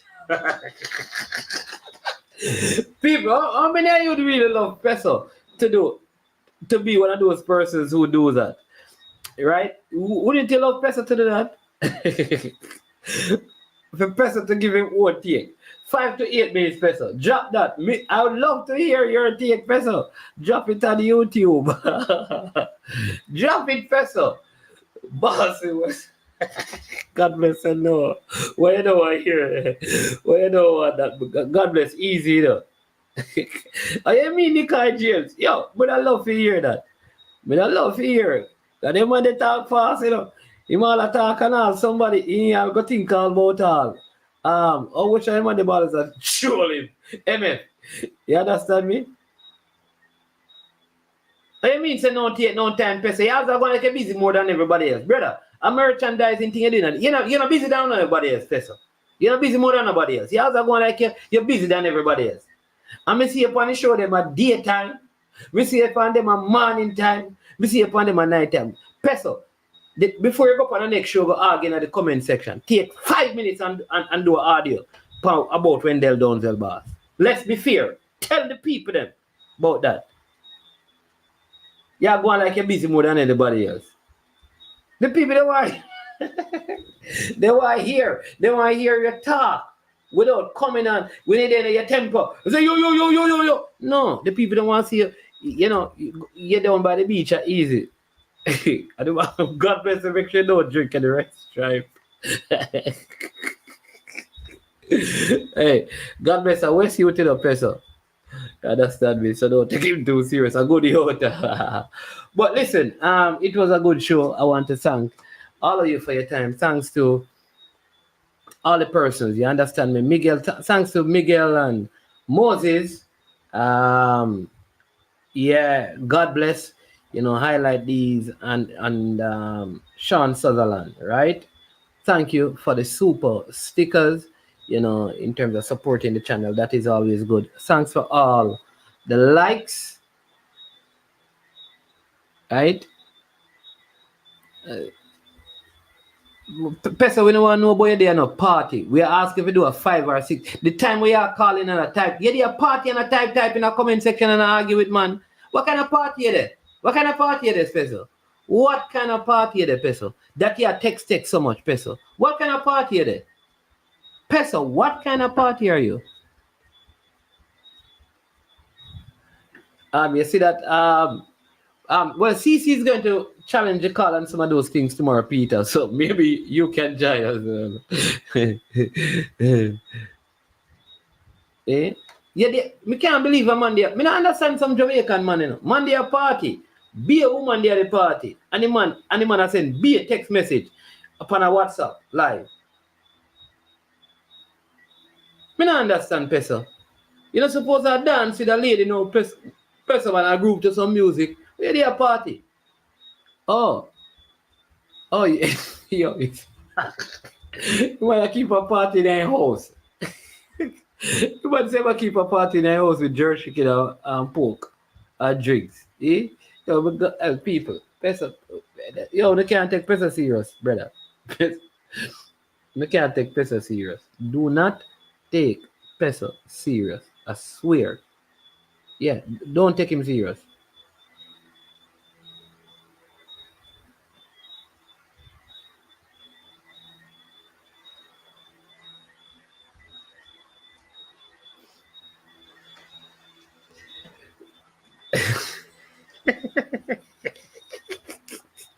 Yeah, they want have jerk chicken and pork and drinks. Boy, oh boy. Hey, yeah, man. Say man is supposed to do well. The team down in the West, them supposed to do well in the Dacosta Cup. Let us see. We will do some preview on some of them. You understand me? But the man is cool over there. But people, thanks. Remember the Olympics. 0 o'clock. Set your alarm. 0 o'clock. Set your alarm. 3 a.m. Let me just say it that way. You understand me? But thanks to every single one of you, all the persons who called in. Appreciate your calls. Brian, big up yourself. Thanks for coming on. Simon Preston, as usual, my brother, always good to have you sharing your expert analysis and breakdown for all the persons who text. All right. Yeah. All right. Bless up. You understand me? Big up Danny Dread. Big up all the persons in the comment section, as usual. Danny Dread, you too, if you have a take, you understand me? Drop your tape, man. Like when you call in on the program, just send that in and we drop it on the YouTube and call it. We don't want to call you Danny Dread, because we don't want them things you're Danny Beckford, You understand me? Yeah, we have to use a Danny D. You understand me? Danny D. Maybe that we have to use, all right? But listen, everyone. Thanks again for sticking and staying with me. Again, remember, please go and check out the rest of YouTube. The rest of content creators, show them some love. Dre Any Weather Sports over there on Instagram, on BAM Sports TV over on Instagram. They are Instagram bosses. Check them out. Coach means the track and field every time. And Unseen Sports TV. You have Jason Gona, Cranky Live, CC Sports Lab. You understand me? Black Star Ball TV. You understand me? That's Garvin U channel. You have 433 Presser. Yeah. You have Duckland Ballheads TV. You understand me? Because here grow on him head now, him can't do no more video until him go to the barber and stuff. You understand? Sports Prophecy TV, Ryan LFC or Elite Sports or Intense Sports, which another name, Military Gona. We max it, I max it. Link up, love up the channel them, show them all kind of love. Me probably leave out sports down the middle. T-Got. And T-Got. Yeah. So bless up. Yeah, man, me have BAM TV, BAM Sports TV. I might be available of the BAM Sports TV. But I am management. This has been I Am Sure Sports. And as usual, when we end the show, we say we are over and out. But watch this Ali Cup. Well, go on for Ali Cup. That one is a Moscow. Ali Cup 2024 Invitational Football Tournament. That one is loud, you know. August 15 to the 17th, right over Excelsior. That one is a big day, you know. 20 football team, 10 Da Costa team, and 10 Manning Cup team. So you know it's a murder. August 15, all Da Costa Cup team a play. You see the 16, Manning Cup team a play. But you see the 17, big quarter-final, semi-final, and final. So everybody knows that the Ali Cup is not a Folly Cup. So make sure you come out. People, remember the raffle. So get your raffle ticket now, cause after the final, the drawing I go on. Belly Rang says so.